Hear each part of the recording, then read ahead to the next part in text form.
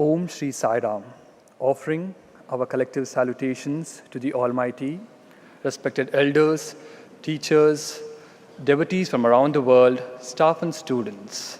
Good morning and welcome to day 19 of One World, One Family World Cultural Festival. Any attempt to study the history of human evolution reveals that at the heart of every society and civilization lies the wisdom of few enlightened individuals who guided many in the path. Through their relentless pursuit of truth, these individuals discovered that knowledge becomes the bedrock of progress and development. From the hymns of the ancient sages of the East to the philosophies of the Greek and the insights of seekers and thinkers across the globe, the pattern remains constant. Wisdom has always been the compass of civilization. Today, as humanity evolves into one larger global society, the need for wisdom is more vital than ever before. Socrates, one of the well-known philosophers of the Greece, said, "The only true wisdom is in knowing that you know nothing."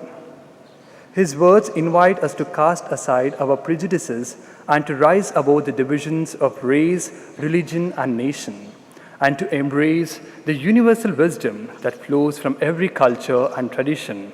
That alone is the way forward to a truly united world. This morning, as part of Universal Wisdom for our United World lecture series, we are delighted to welcome Ms. Maria Zaharopoulou, hailing from one of the most ancient cradles of wisdom, Greece. She is a mental health counselor, Reiki master, and the founder of social cooperative enterprises. From her young age, she displayed natural inclination towards philosophical inquiry, spiritual exploration, and healing practices. She has been offering therapeutic and self-awareness support to hundreds of individuals in Greece and across the globe. Her approach is grounded in empathy, guided by inner wisdom, and marked by a profound commitment to awaken human consciousness for better society. She is a core member of the Pan-Hellenic Network of Consciousness and also part of the global network of Love in Action. Ms. Maria is a spiritually engaged and socially conscious individual whose vision is to help create a better condition for awakening human consciousness. Ms. Maria Zaharopoulou will be addressing us in Greek, and it will be translated to English by Evangelos. Thank you.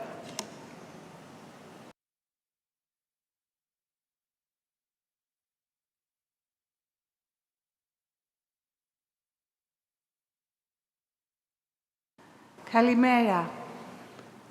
Sai Ram. Good morning and Sai Ram. Αξιότιμε Σατγκούρου. Honorable Sadhguru. Σεβαστοί πρεσβύτεροι. Respected elders. Αγαπητοί μαθητές. Dear students. Αδελφές και αδελφοί από όλο τον κόσμο. Sisters and brothers from all around the world. Αισθάνομαι απέραντη ευγνωμοσύνη που βρίσκομαι σήμερα εδώ. I feel enormous gratitude for being here today. Εδώ που μιλάμε από καρδιά σε καρδιά. Here that we can talk from heart to heart. Και στην χώρα μου, στην Ελλάδα, μιλάμε από καρδιά σε καρδιά επίσης. Also in my country, Greece, we speak from heart to heart. Θα ξεκινήσω με κάτι που αγαπώ από το Sai Baba. I want to start with something which I love from Sathya Sai Baba. Στην ερώτηση ότι αφού το φως ανεβαίνει και μεγαλώνει, γιατί ο κόσμος μας έχει τόσα άσχημα πράγματα να συμβαίνουν. When asked, how come now that the light is supposed to becoming more and more, how come we see so many bad things happening around the world? Ότι όσο περισσότερο φως υπάρχει, τόσο περισσότερο σκοτάδι έρχεται στην επιφάνεια για να μπορέσει να μετουσιωθεί. He replied that the more the light, the more obvious the darkness becomes. and it's coming to the surface so that it can be transformed. Και αυτή είναι εργασία όλων μας. And this is the work we all have to do. Αυτή είναι η εργασία που ο καθένας από εμάς θα αναλάβει το μερίδιο που του αναλογεί. This is the work each and every one of us has to do his own bit. Και όλο αυτό είναι αρκετό. Και μόνο αυτό είναι αρκετό. And this is all that is necessary. Θα ήθελα να συνδεθούμε λίγο με έναν τρόπο... Θα ήθελα να συνδεθούμε λίγο με έναν τρόπο, όπως και στην Ελλάδα. I would like us all to connect in a way that we also do it in Greece. Με το άνοιγμα, όπως το ονομάζουμε, των τριών αρχών της σοφίας, της αγάπης και της ζωής. With opening the three principles of wisdom, love and life. Μπορούμε να κλείσουμε τα μάτια μας. I would like to ask you to please close your eyes.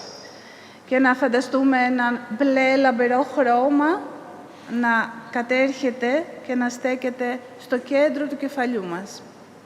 And visualize a bright blue light coming down in the middle of our forehead. Εις το όνομα της σοφίας που φωτίζει τα σύμπαντα.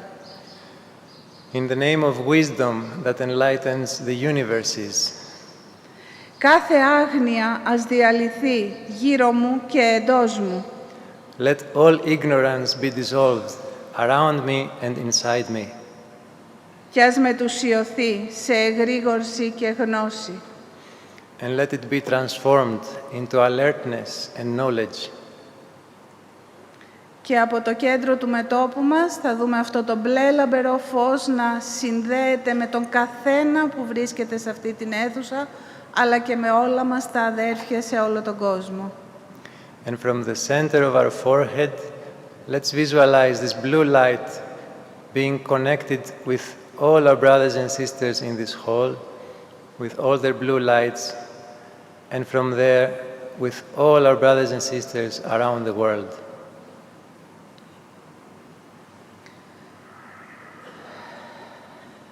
Ας δούμε τώρα, ας οραματιστούμε ένα χρυσό φως να κατέρχεται και να σταθμεύει στην καρδιά μας. Now let's visualize a golden light coming down and sitting in our hearts. Εις το όνομα της αγάπης που συνέχει τους κόσμους. In the name of love that contains the worlds. Κάθε φόβος ας διαλυθεί γύρω μου και εντός μου. Let all fear be dissolved around me and inside me. Και ας μετουσιωθεί σε εμπιστοσύνη και χαρά. And let it be transformed into trust and joy. Και βλέπουμε από τις καρδιές μας ένα χρυσό φως να αγγίζει τις καρδιές όλων όσων βρίσκονται στην αίθουσα, αλλά και προς όλα τα αδέρφια σε όλο τον κόσμο. And let's visualize this golden light coming out from our hearts and uniting with the golden light from the hearts of all our brothers and sisters in this hall and all our brothers and sisters around the globe. Και τώρα οραματιζόμαστε ένα λευκό χρώμα να κατέρχεται και να στέκεται στο κέντρο του σώματος στον αφαλό. And now let's visualize a bright white light coming down to our navel. Εις το όνομα της ζωής που εμψυχώνει τη μορφή. In the name of life, which animates the form. Κάθε δυσαρμονία ας διαλυθεί. Let all disharmony be dispelled. Γύρω μου και εντός μου. Around me and inside me. Και ας μετουσιωθεί σε υγεία και ομορφιά. And let it be transformed into health and beauty. Και εδώ μια λευκή ακτίνα φωτός από το υπογάστριό μας ενώνει όλους στην αίθουσα και εκτείνεται προς όλους τους αδελφούς σε όλο τον κόσμο. And now a white beam of light unites us with all our brothers and sisters from our navel area and then with all the brothers and sisters around the world.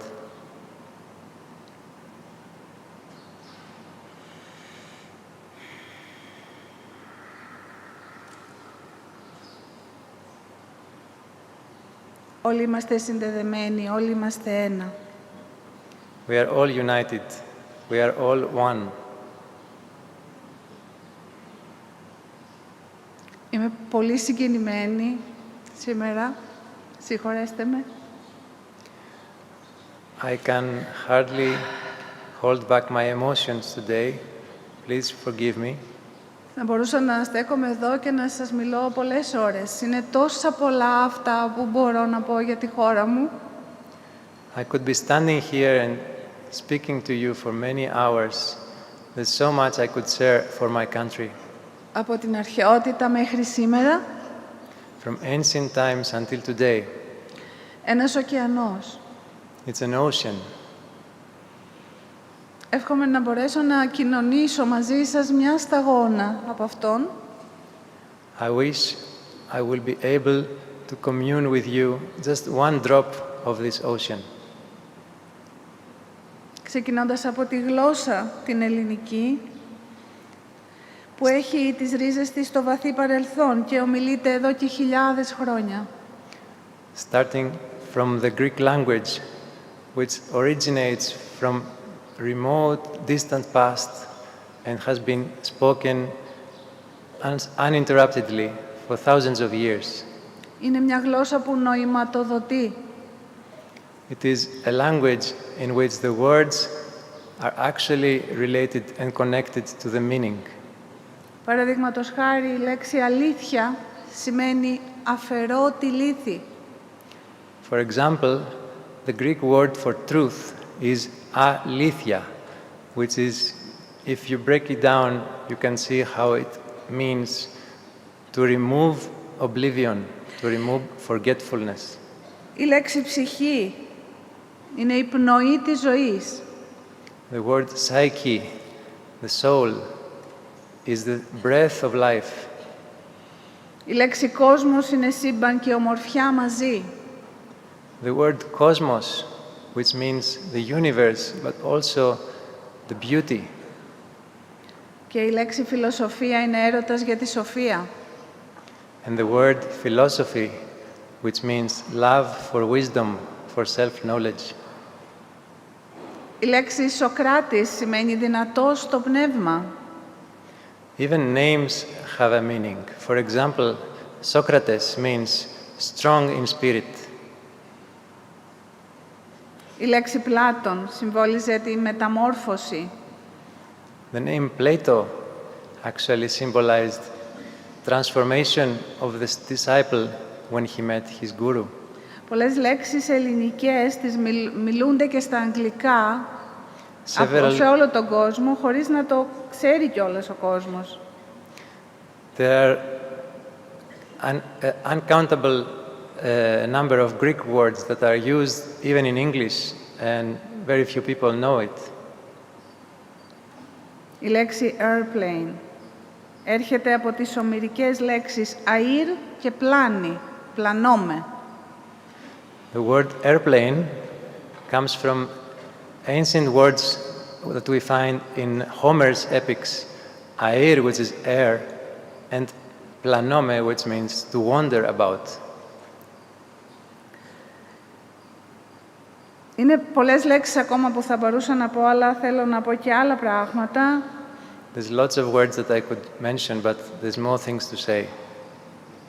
Είναι πολύ σημαντικό να προσέχουμε τι λέξεις χρησιμοποιούμε, γιατί οι λέξεις δημιουργούν, έχουν δόνηση και δημιουργούν την πραγματικότητά μας. It's very important to be attentive as to what words we use, because our words are actually carrying a vibration which is creating and forming the reality that we live in. Στα ασκληπιεία και τα ιατρεία της αρχαιότητας διάβαζαν ύμνους και κείμενα για τη θεραπεία των ασθενών και χρησιμοποιούσαν πολύ σωστά το λόγο.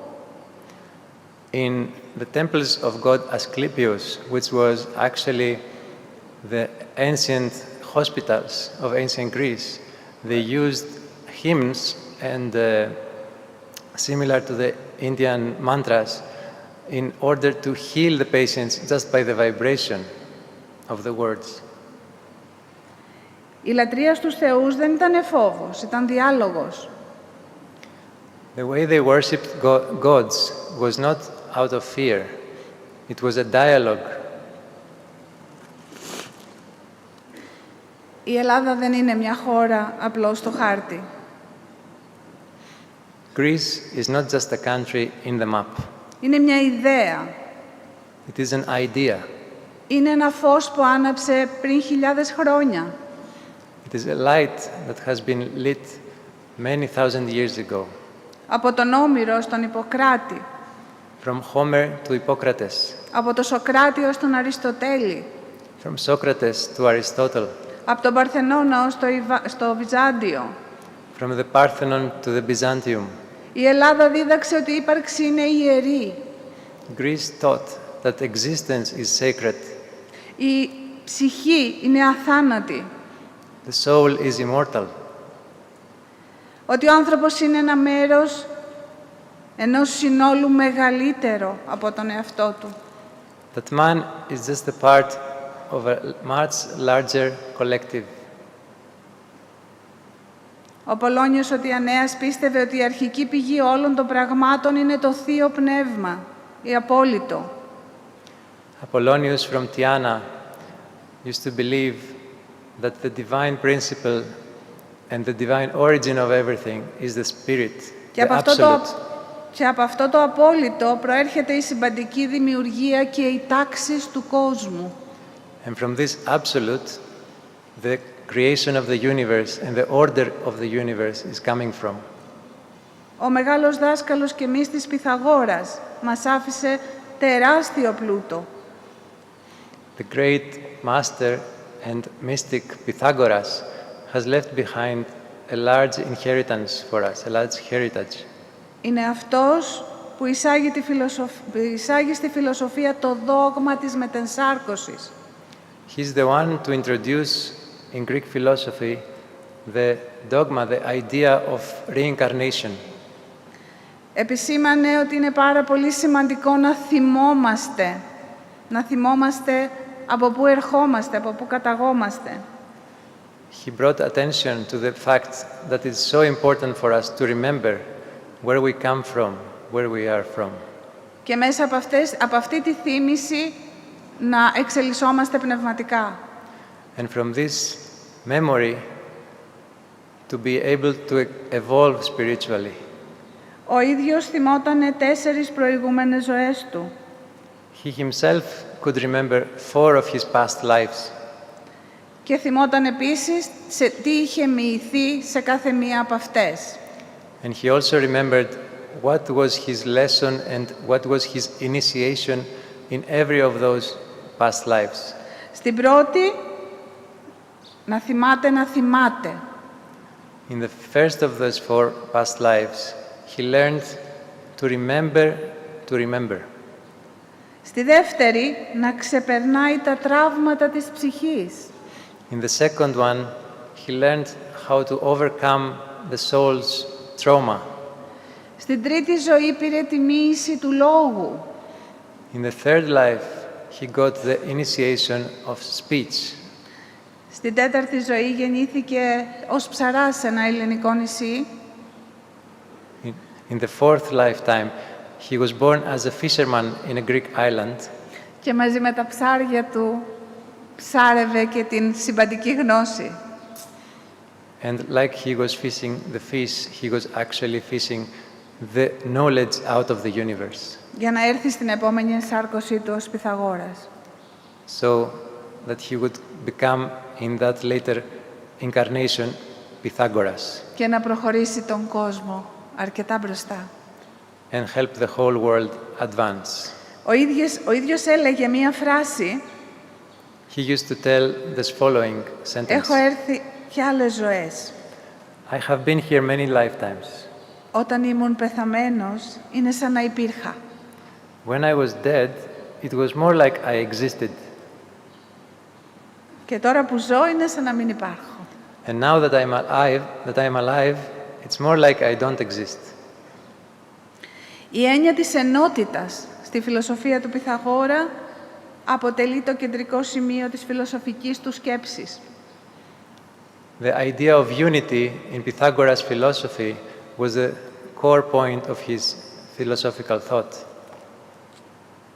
Είναι τόσο πολλά αυτά που μπορώ να μιλώ για τον Πυθαγόρα, αλλά να πούμε και λίγο για τις αρχές της πνευματικότητας, έτσι όπως μας δόθηκαν από τον Απολλώνιο τον Διανέα.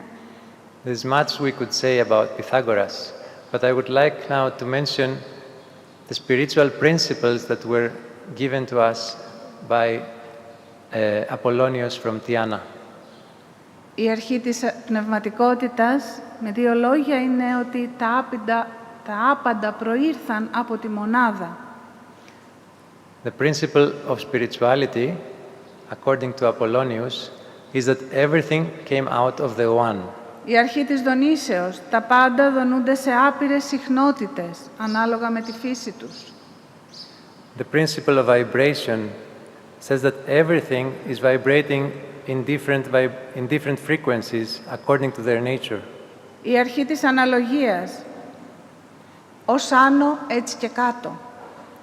The principle of analogy, as above, so below. Η αρχή της πολικότητας. Συγγνώμη. Τα πάντα έχουν δύο πόλους, αρσενικό και θηλυκό. The principle of polarity. Everything has two sides, feminine and masculine. Θετικό, αρνητικό, ύλη και ενέργεια. Positive, negative, all matter and energy. Η αρχή του ρυθμού και της αρμονίας. The principle of rhythm and harmony. Ο Πυθαγόρας άκουγε τη μουσική των σφαιρών. Pythagoras was able to hear the music of the planets. Η αρχή της αιτίας και του αποτελέσματος. The principle of cause and result. Η αρχή του γένους. Το γένος εκδηλώνεται σε όλα τα επίπεδα της δημιουργίας και όλα περιλαμβάνουν αρσενικές και θηλυκές ιδιότητες. The principle of gender, which can be expressed in all creation, everything expressed as masculine and feminine. Οι ιεροί χώροι στην Ελλάδα είναι πάρα πολλοί, σε κάθε σημείο της. I would like to talk about some sacred spaces in Greece. There are so many sacred spaces. Ένας από αυτούς είναι και η Δελφή. One prominent one is the Delphi. Εκεί που στο ναό που ήταν αφιερωμένο στο Θεό Απόλλωνα, There was a temple there dedicated to God Apollo. είχαν γραφτεί 147 φράσεις που ονομάζονταν δελφικά παραγγέλματα. In that temple, there were 147 short phrases that were written, and they are known as the Delphic commandments. Και είναι αυτά που κάνουν έναν άνθρωπο να είναι ενάρετος. And they urged man to become virtuous. Γνώρισε τον εαυτό σου, ήταν η πιο διάσημη φράση. The most famous amongst them was know thyself. Τίποτα σε υπερβολή. Don't do anything in excess. Να είσαι κυρίαρχος του εαυτού σου. Be a master of yourself. Να καλλιεργείς την ευγένεια. Cultivate kindness. Να επενείς το καλό. Praise goodness. Να αποκτάς με δικαιοσύνη. Obtain with justice. Να σέβεσαι τον εαυτό σου. Respect yourself. Ως παιδί να είσαι κόσμιος. Be a virtuous child. Ως νέος να είσαι εγκρατής. Be a restrained youngster. Ως γέρος να είσαι δίκαιος και λογικός. Be a fair as you grow older. Be fair man. Και όταν φεύγεις από τη ζωή να φεύγεις χωρίς λύπη. And where you are about to leave the body, have no sorrow. Ο Σοκράτης, ο Πλάτων, ο Αριστοτέλης. Όπως και εδώ, έτσι και στην Ελλάδα οι μαθητές μαζεύονταν γύρω από ένα σοφό. Just like in India, in ancient India, or actually what is happening here today, in Greece, the students used to gather around the guru, around the wise man. Ο Σοκράτης δίδαξε ότι ο ανεξέταστος βίος δεν αξίζει να βιωθεί. Socrates taught that a life which has not been researched, wandered through, is not worth living. Έζησε και πέθανε για την αλήθεια. He lived and died for the sake of truth. Έλεγε «Δεν είμαι Αθηναίος, είμαι πολίτης του κόσμου». He used to say, I'm not an Athenian, I'm a citizen of the whole world.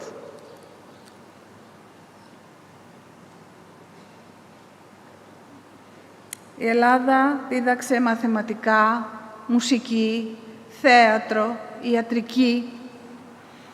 Greece taught the world mathematics, theater, music, medicine. Ένωσε το λόγο με την τέχνη, με την επιστήμη, με την πνευματικότητα.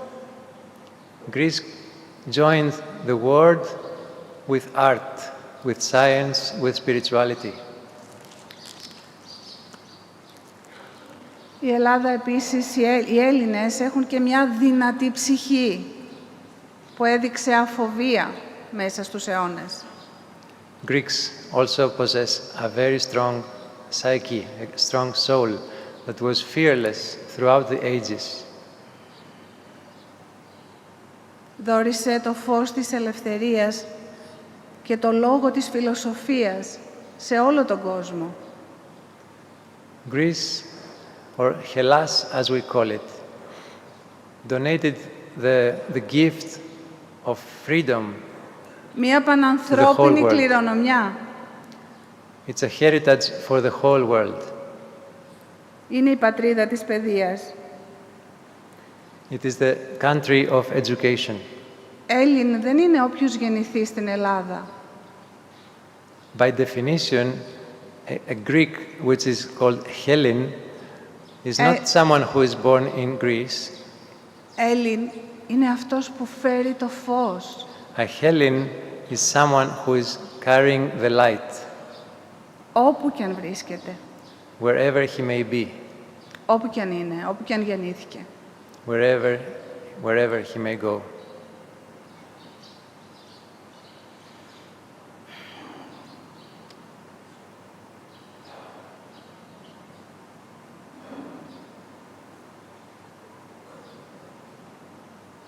Όλος ο κόσμος, όλες οι καρδιές ενωμένες, The whole world, all of the hearts joined όλοι είμαστε together. ένα. We are all one. Και ο καθένας φέρει στον κόσμο αυτό που του αναλογεί να ολοκληρώσει. And each one of us is bringing forth to the world our own bit that we need to complete. Οι χώρες μας έχουν πάρα πολλά κοινά. Our countries have so much in common. Αν κάποιος μελετήσει, βρίσκει πάρα πολλά κοινά σημεία. If someone makes some research and studies, they can find so many things in common. Όπως η Ελλάδα μας καλεί να γνωρίσουμε τον εαυτό μας, Just as Greece invites us to know ourselves, να ζήσουμε με μέτρο, to live with measure, να σεβαστούμε την ψυχή, to respect the soul, να αγαπήσουμε τη σοφία. and love wisdom. Η Ελλάδα είναι ένα φως και αυτό το φως συνεχίζει να λάμπει στους αιώνες. Hellas, Greece, is a light that keeps shining forth through the ages.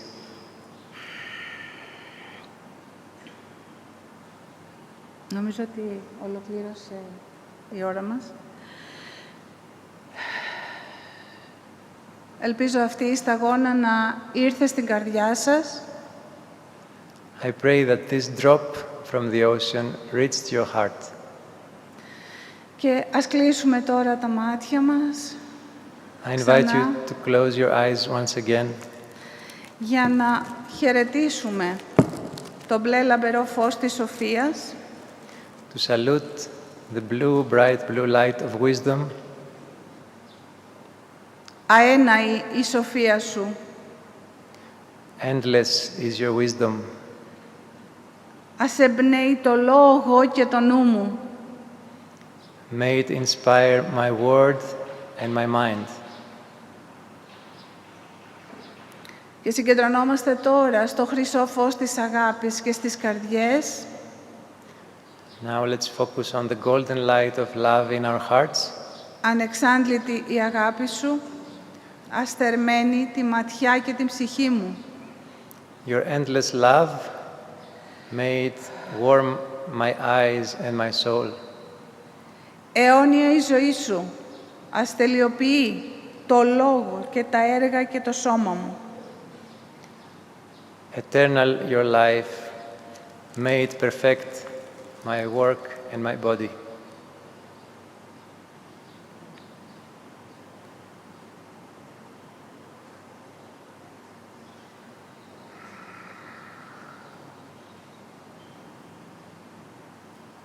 Ευχαριστώ πολύ. I thank all of you.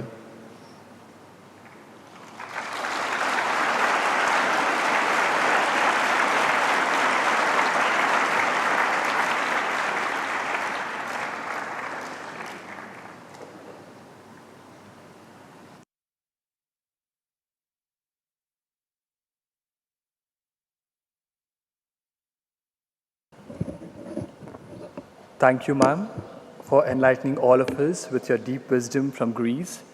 We request Professor K.P. Sai Leela to extend our token of love and gratitude to Ms. Maria Zahodo-Piolo.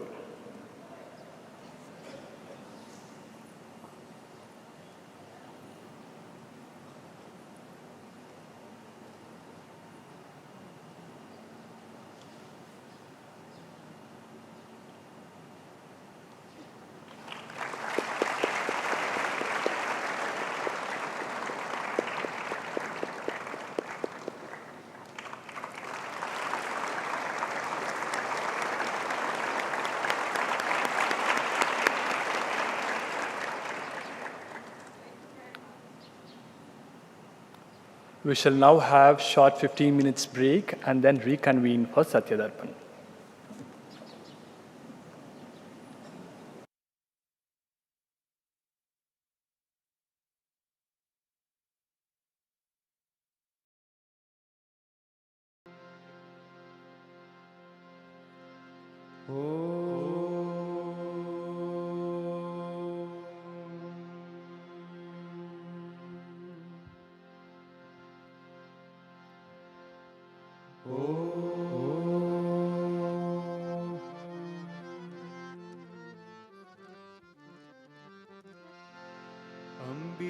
Ambikatanaया Gajanana Ambikatanaya Gajanana Ambikatanaya Gajanana Ambikatanaya Gajanana Gajavadana Gananath Gajanana Gajavadana Gananath Gajavadana Gananath Gajavadana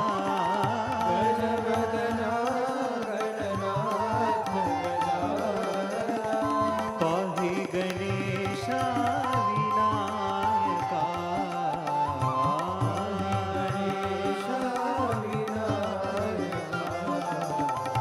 Pahi Ganesha Vinayaka Pahi Ganesha Vinayaka Tribhuvana Palaka Mangala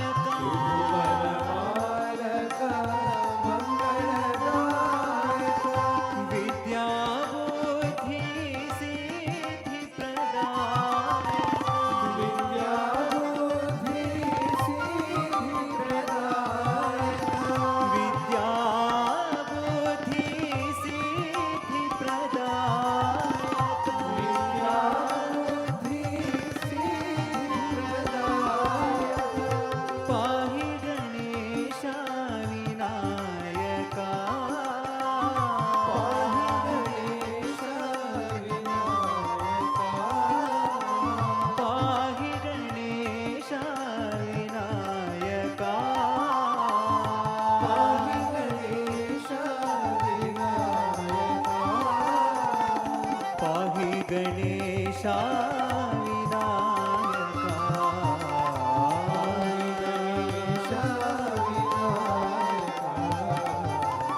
पाहि गणेशा विनायका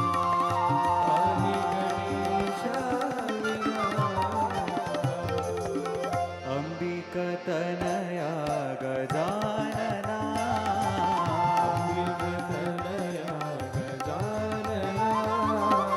गजवदना गणनाथ गजानना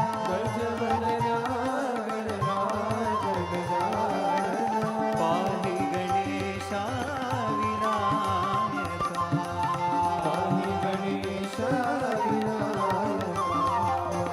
त्रिभुवन पालक मंगलदायक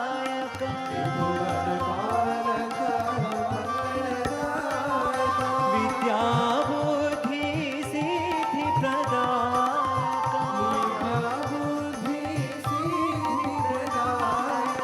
पाहि गणेशा विनायका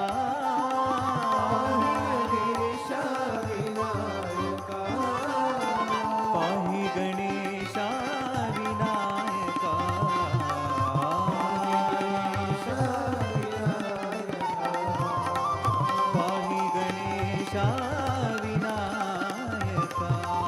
पाहि गणेशा विनायका अंबिकतनया गजानना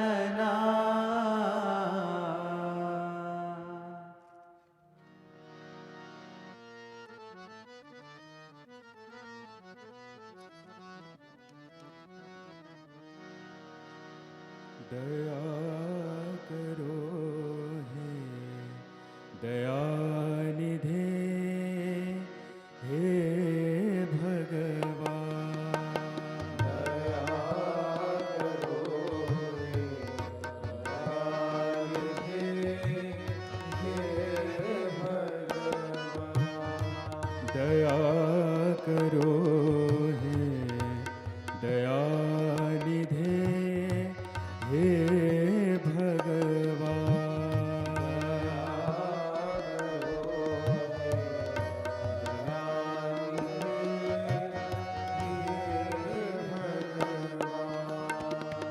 तन मन धन सब शरण तुम्हारे तन मन धन सब शरण तुम्हारे तन मन धन सब शरण तुम्हारे तन मन धन सब शरण तुम्हारे दया करो हे दयानिधे हे भगवान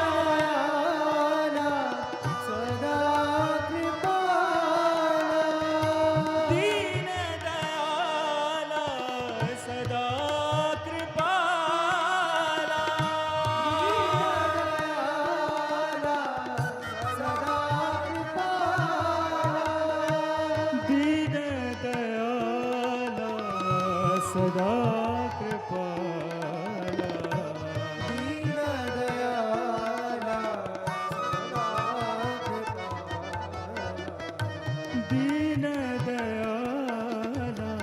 सदा कृपाला दीन दयाला सदा कृपाला दया करो हे दयानिधे हे भगवान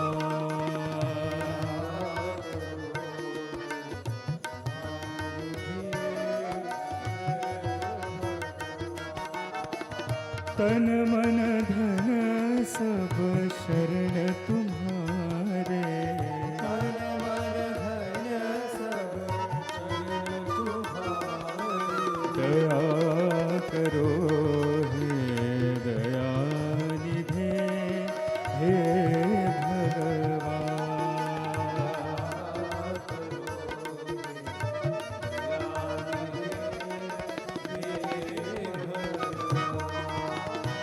आदि अनंता हरि अविनाशी हरि अविनाशी सदा निरंतर घट घट वासी सदा निरंतर घट घट वासी दीन दयाला सदा कृपाला दीन दयाला सदा कृपाला दीन दयाला सदा कृपाला दीन दयाला सदा कृपाला दीन दयाला सदा कृपाला दीन दयाला सदा कृपाला दया करो हे दयानिधे हे भगवान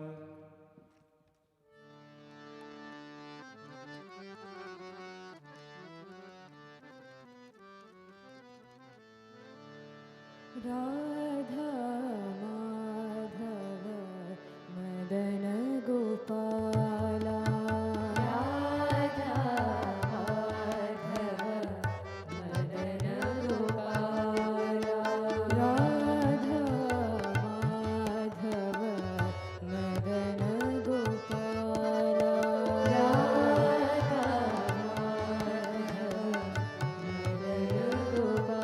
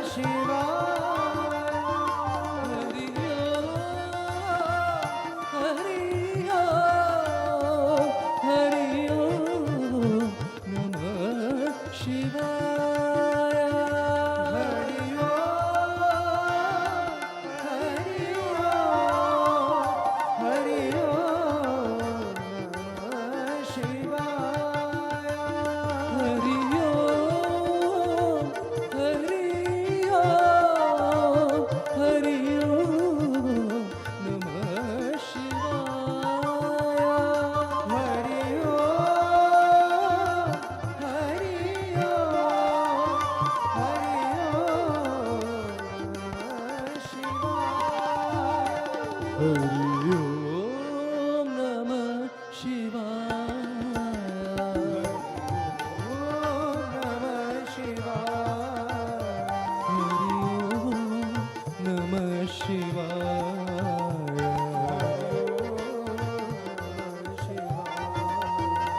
Hari Om Namah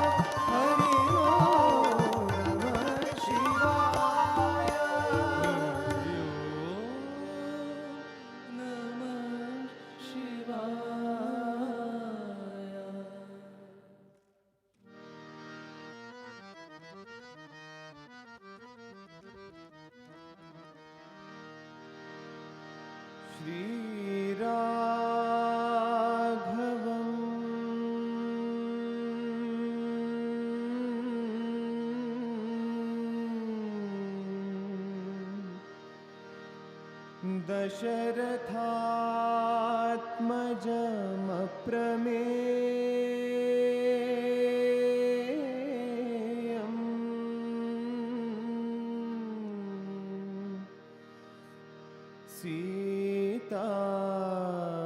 Sītāpatim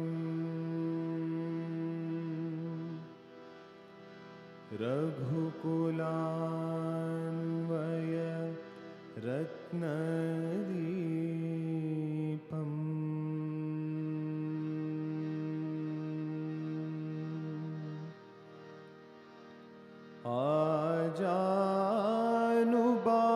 Ajanubāhum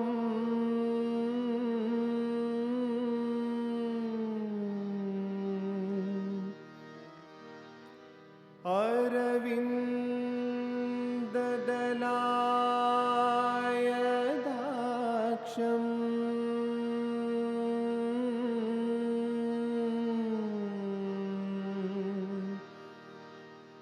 Ramam Nishachara Vinashakaram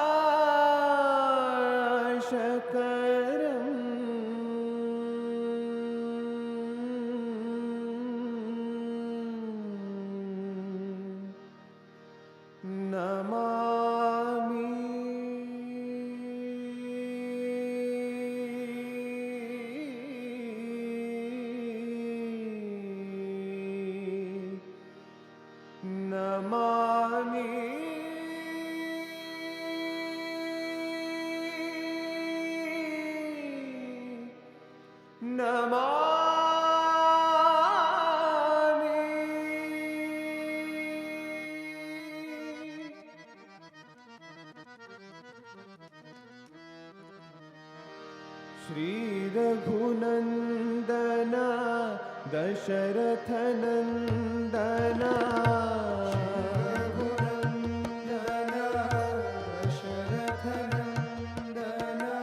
Shri Raghunandana Dasharathanandana Shri Raghunandana Dasharathanandana Bhadradishvara Rama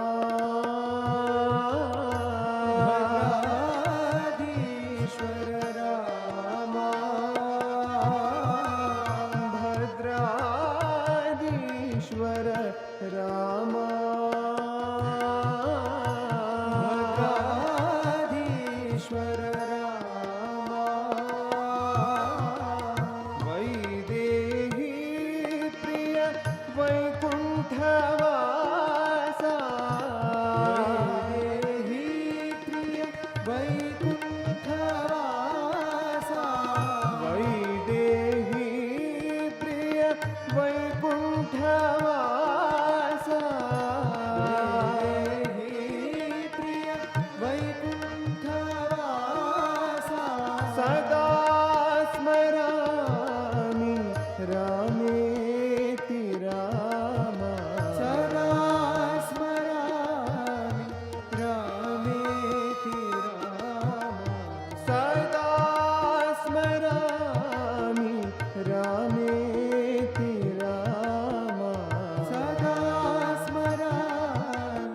रामेति राम श्री रघुनंदना दशरथ नंदना रघुनंदना दशरथ नंदना भद्राद्रीश्वर रामा भद्राद्रीश्वर रामा वैदेही प्रिय वैकुंठवासा प्रिय वैकुंठवासा सदा स्मरामि रामेति राम सदा स्मरामि रामेति राम सदा स्मरामि रामेति राम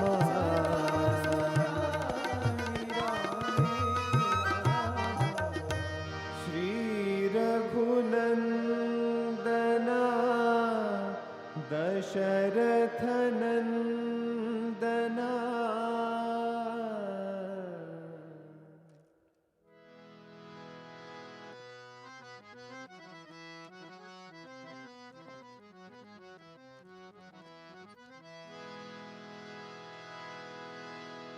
गोपाला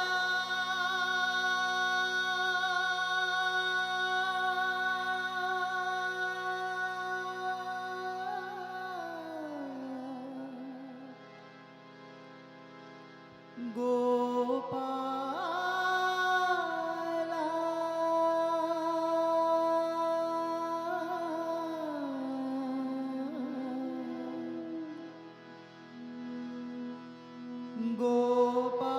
गोपाला साई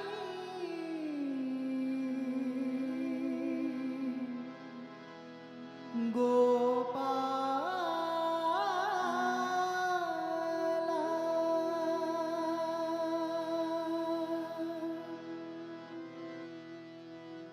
मुरली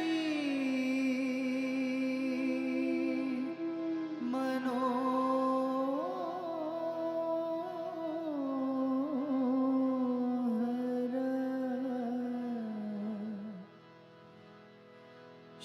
श्यामा गोपाला साई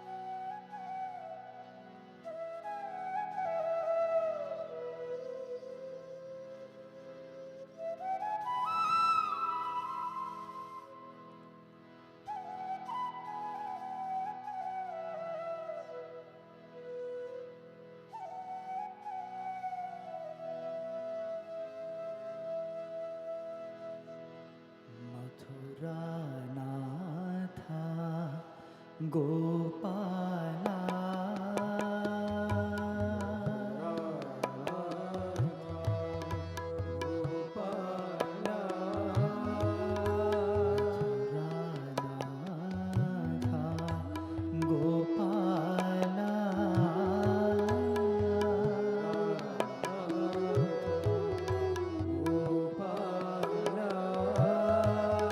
गोकुल बाला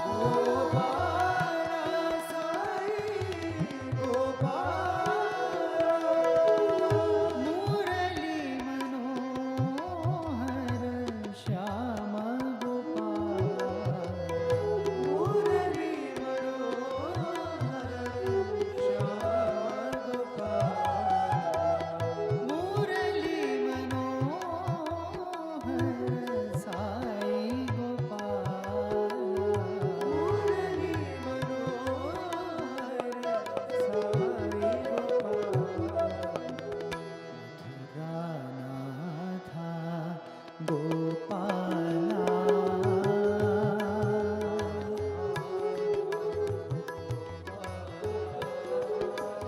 Gokula Bala,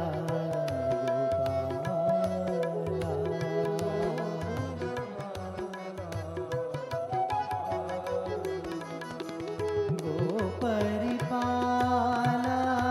Gopala,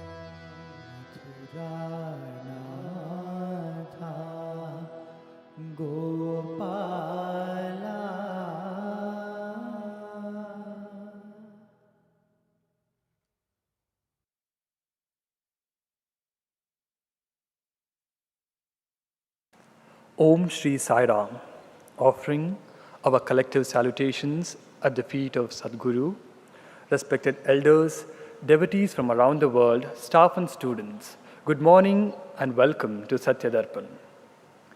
In his address yesterday morning, Sadhguru began by emphasizing the twin virtues of unity and purity to attain divinity. He reminded us that on spiritual path, one must cultivate purity, patience, and perseverance in order to build a strong foundation. Just as King Janaka, who could grasp the highest knowledge instantly because his fundamentals were firmly established. Sadhguru highlighted that although the nature of God is unmanifest, he may at times assume a form. It is ignorance of this truth that gives rise to confusion and conflict in society. He then elucidated Gaudapada's concept of Aspurusha Yoga from the Mandukya Karika, describing it as a state of remaining unaffected under all the circumstances.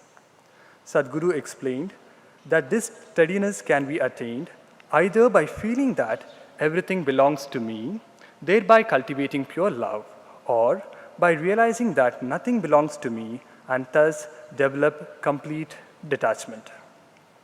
He advised us to not to be daunted by the journey ahead, but to take one step at a time. Concluding his address, Sadhguru said, like the dahlia flower, one must bloom solely for God, and when the time comes to depart, we must leave with dignity and detachment. May we now invite Dr. B. N. Narasimhamurthy ji to address all of us.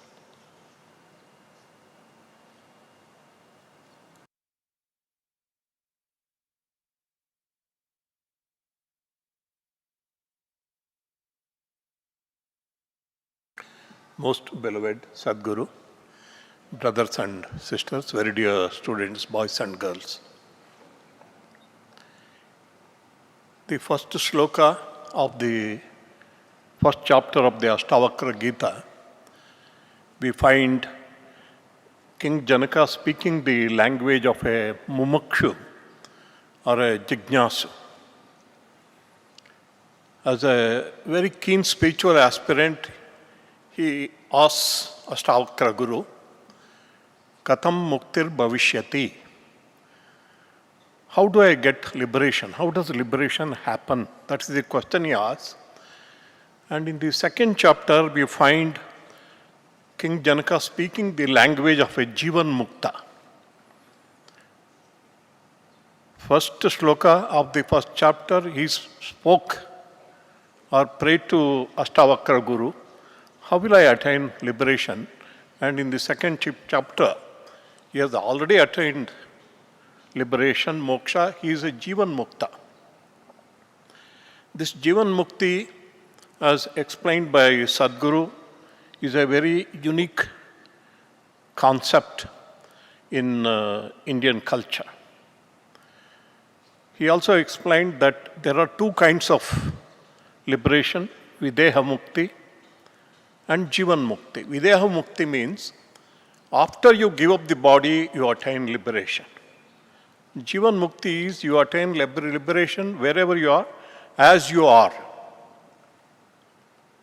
In fact, most people think that one would attain liberation only after death. See, that's why it so happened that probably in 1991 or so, Bhagavan Sri Sathya Sai Baba, on a Shivaratri day, the next morning after materializing the lingam, he asked a very unique question to all the audience. Many people keep writing letters to me, Baba, grant me liberation. Many people pray to me, grant me liberation. Today I have decided, whoever gets up and asks for liberation from this audience, I will grant liberation. Can you imagine? Nobody got up. Because generally we think that liberation means liberation from the body itself. It is not liberation from the body, it is liberation from bondage to the body. That is what Sadhguru has been again and again telling us. And yesterday Sadhguru taught us the 12th, 13th and 14th shlokas of the second chapter of the Ashtavakra Gita, wherein we find Janaka Maharaja continues to express his wonder and amazement at the glory of the self. In the Lalita Sahasranama, there is one name of Mother Lalita, Devarsha Ganasanghata Stuyaman Atma Vaibhava. If you take the second part, Stuyamana Atma Vaibhava, praising the glory of the self. Janaka Maharaja here is reveling in Atma Vaibhava, glory of the self. And he speaks the language of a Jivan Mukta, as I said earlier. He says, Aho aham namo makhyam. See, that is the refrain in many of the shlokas. I salute myself in wonder. Ekoham dehavanapi. See, this is the characteristic or hallmark of a Jivan Mukta. Though I have a body, I alone exist. All existence is myself, and I pervade the whole universe, he says. See, here he is speaking about the omnipresence of the self. He is praising the omnipresence of the self. Though I have a body, Dehavan, but I alone exist, I pervade the whole universe. Here there is a parallel in the life of Nisargadatta Maharaj, about whom Sadhguru was speaking a few days back. His only qualification was that he had complete faith in the Guru. He was a small shop owner. In fact, he was selling cigarettes and BDs in a shop. And his Guru Siddharameshwara just told him one day, you are the God whom you are searching for. You are the Brahman whom you are searching for. And he just believed it. And it just happened that he became Jivan Mukta, lived for many years till the ripe old age. And his body became so weak towards the end. I mean, he was a very old person. And he asked for a tumbler of water. Somebody gave him a tumbler of water. And he couldn't hold it even. It dropped from his hand. And he smiled and said, see, this body is not able to carry even one tumbler of water, but I pervade the universe. That is, the body is there. Body will obey the laws of nature. Body is a part of nature, but I transcend nature. I am beyond the laws of nature. See, that is what Janaka says in the 12th. And in the 13th shloka, he is speaking about the omnipotence of the self. In the 12th, it is omnipresence, and 12th, omnipotence. Daksho nastiha matsamaha, he says, there is nobody as competent as myself, because even without touching anything in the universe, I sustain the whole universe. It reminds you of the words of Bhagavan Sri Krishna in the Bhagavad Gita. He said, Pashyame yogam aishwaram, look at the glory of my yoga, myself. Ekam shena stito jagat. With just a small part of mine, the whole universe is sustained, he said. See, this is the glory of a Jivan Mukta. And how fortunate we are that we have a Jivan Mukta sitting right in front of us and listening to the highest wisdom from him every day, not for 5 minutes, not for 10 minutes, 2 hours we are listening to him. And we need to put in some effort so that we also can experience it. And in the 14th shloka, he praises the spiritual prowess of himself. As a Jivan Mukta, he says, everything belongs to me or nothing belongs to me. That is the Asparsha Yoga. Absolute detachment, total detachment. And that is the spiritual glory of the person. And a very, very important thing from the point of view of our students and all the young people and even every one of us is that what is 95% of the sadhana?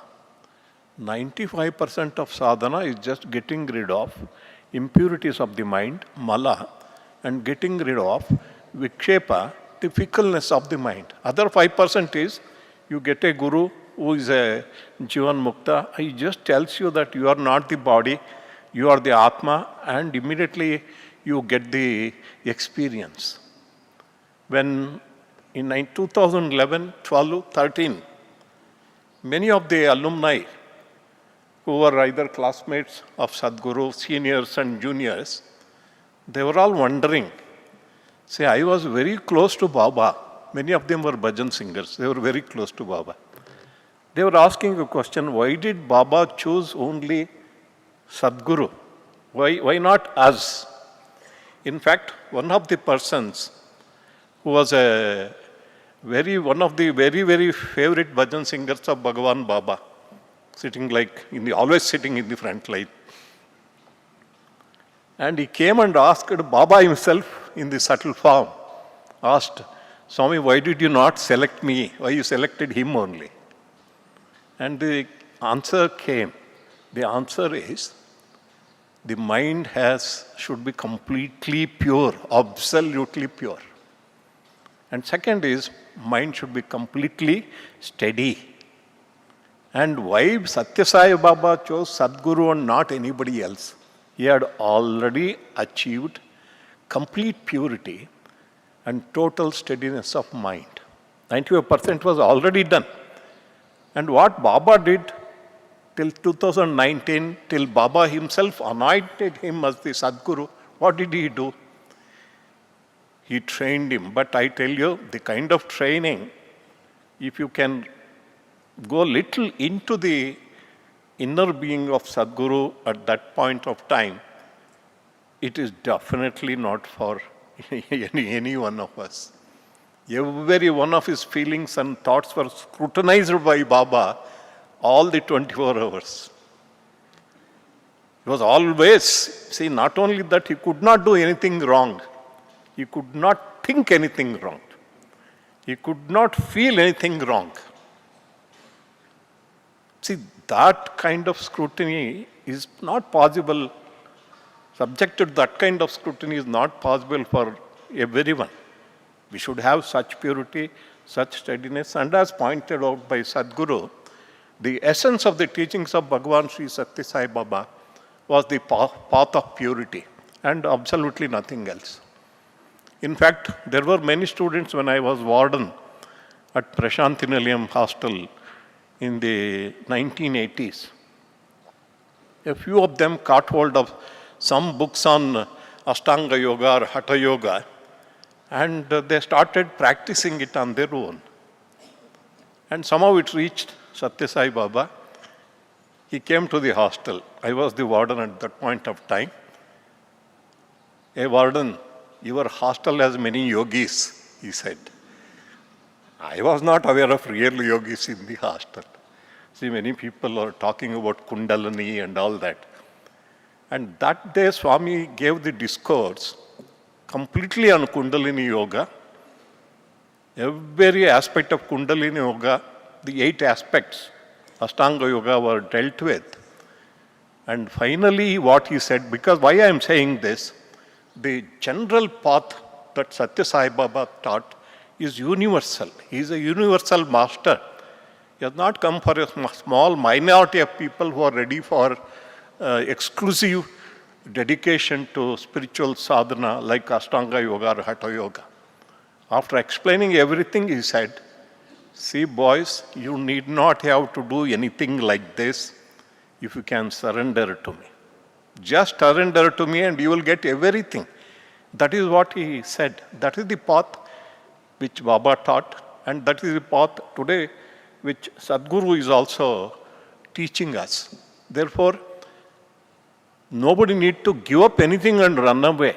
See, many people, because Ashtavakra Gita is such a high philosophy, that it is possible that some immature people may think that I have to give up everything.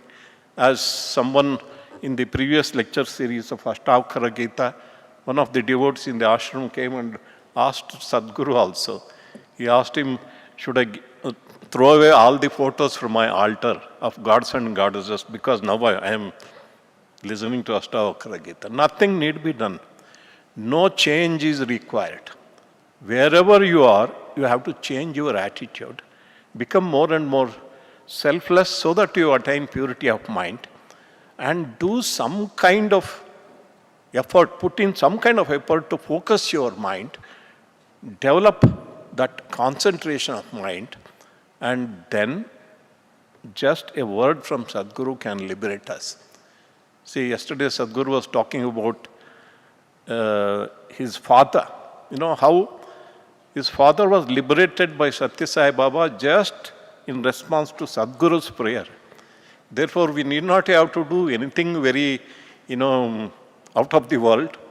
All that we need to do is, will Sadhguru do it for everybody? See, that is the question. Definitely will not do it for everybody. His heart should melt. He had that bond with his father.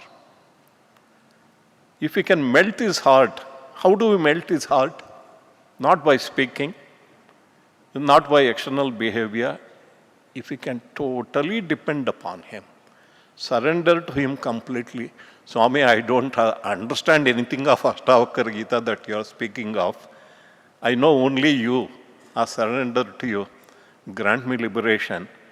And his heart melts, then all of us can attain liberation. With these words, I conclude and pray to Sadhguru for his discourses on the Ashtavakra Gita. Thank you very much. Sai Ram.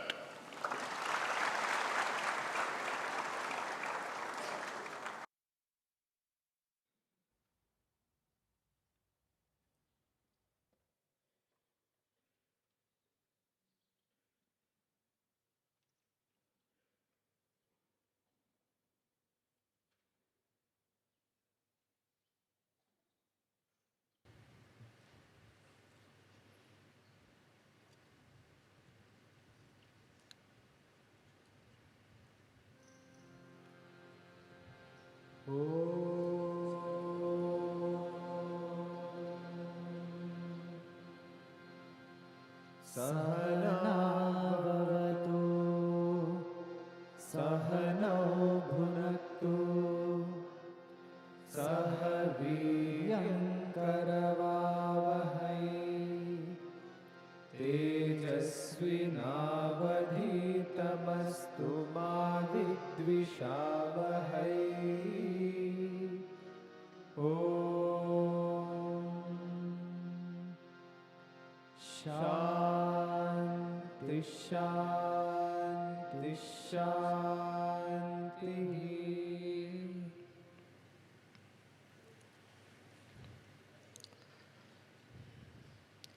Sri Krishna says in Bhagavad Gita,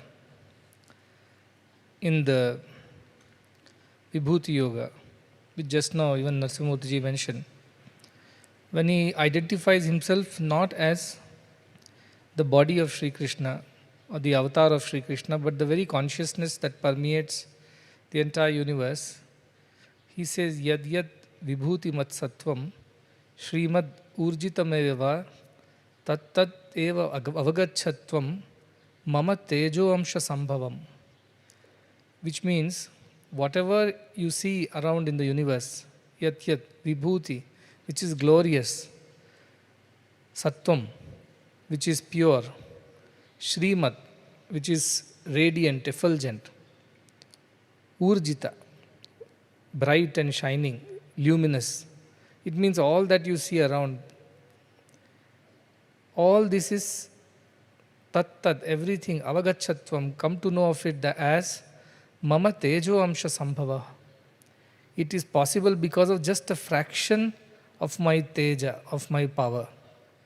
All the planets, the universes, all the human beings and the other beings as we know of beyond the body, everything is sustained, managed, and when the time comes, dissolved also.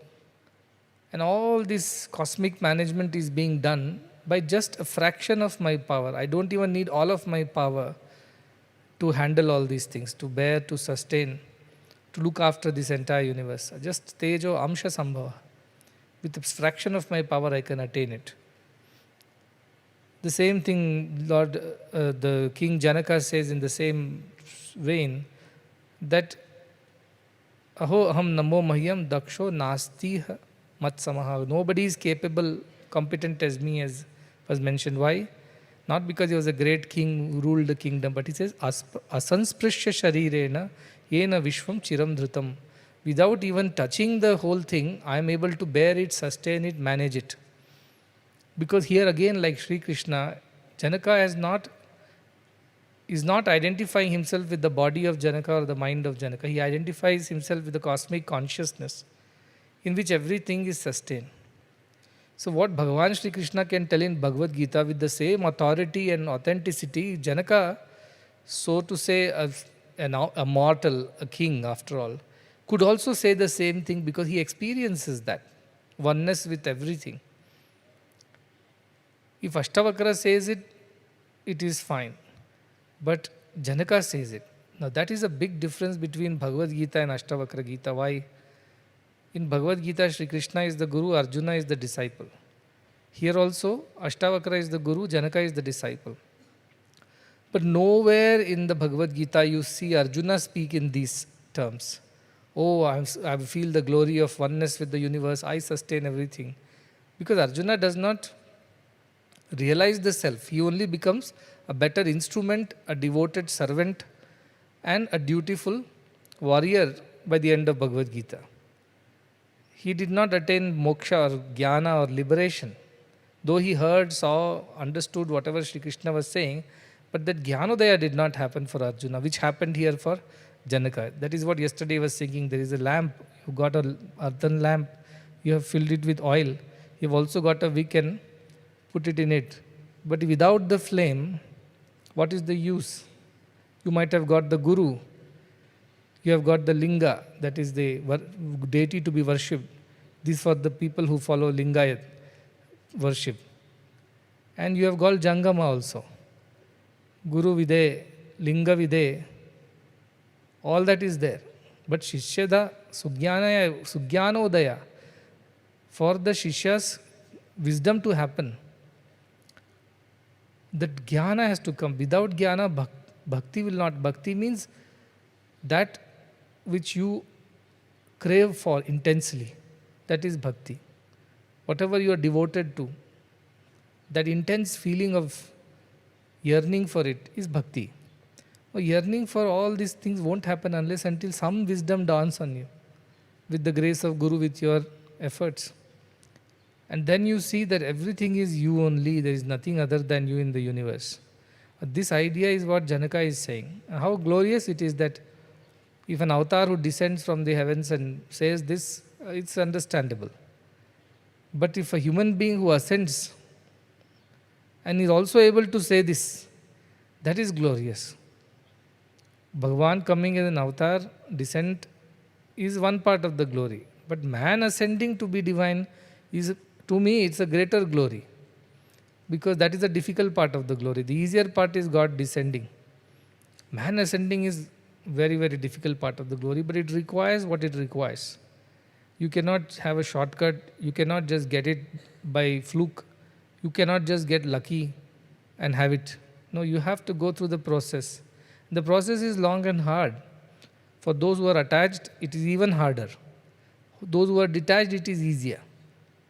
But otherwise it is very hard to go through the process, because the process demands that you are attached to none, you belong to none, you give no mind space to anything or anyone except God.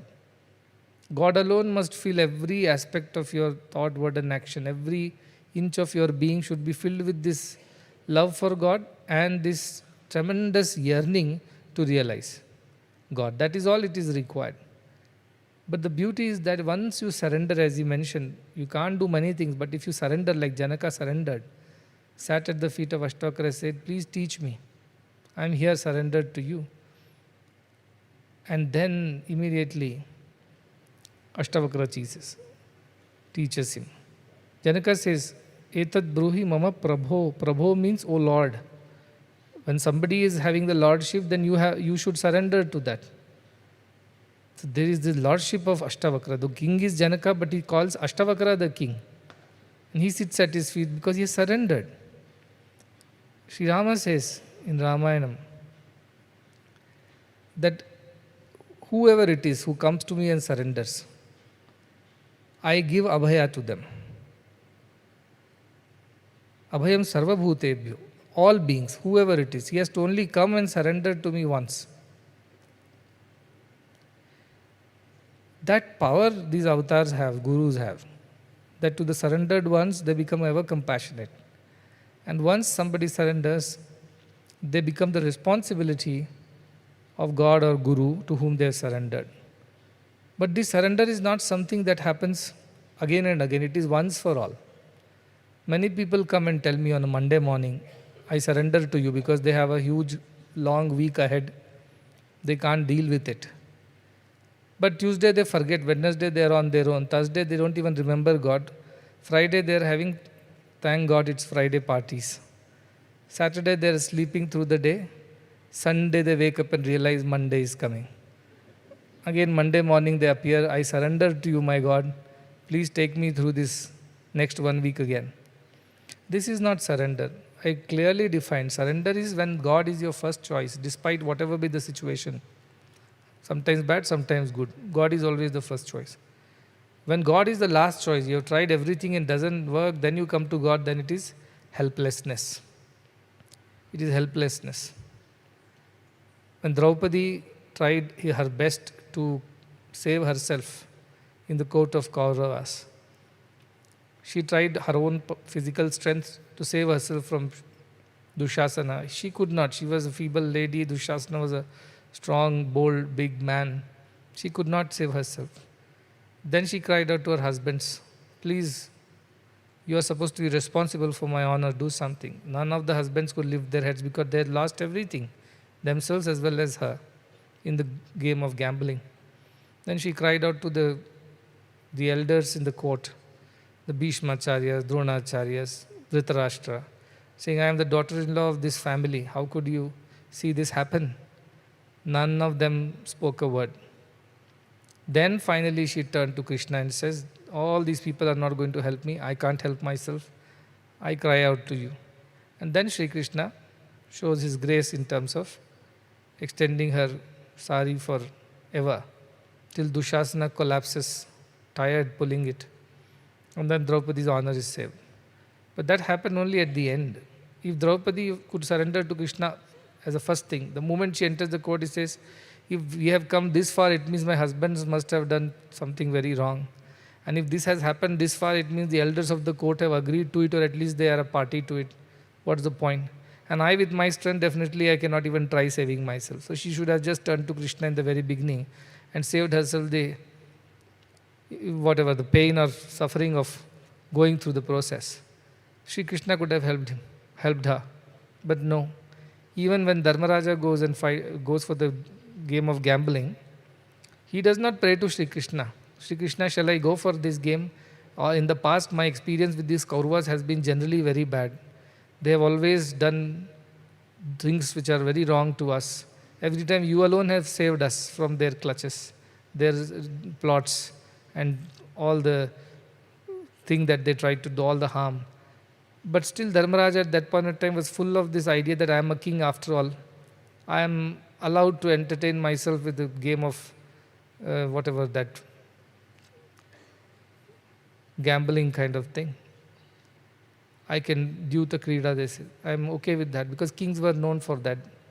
So he did not think of Krishna and go to the court of Kauravas. If he had asked Krishna, should I go? Krishna would have told him, better not. Just now you have come out of one huge Vanavasa.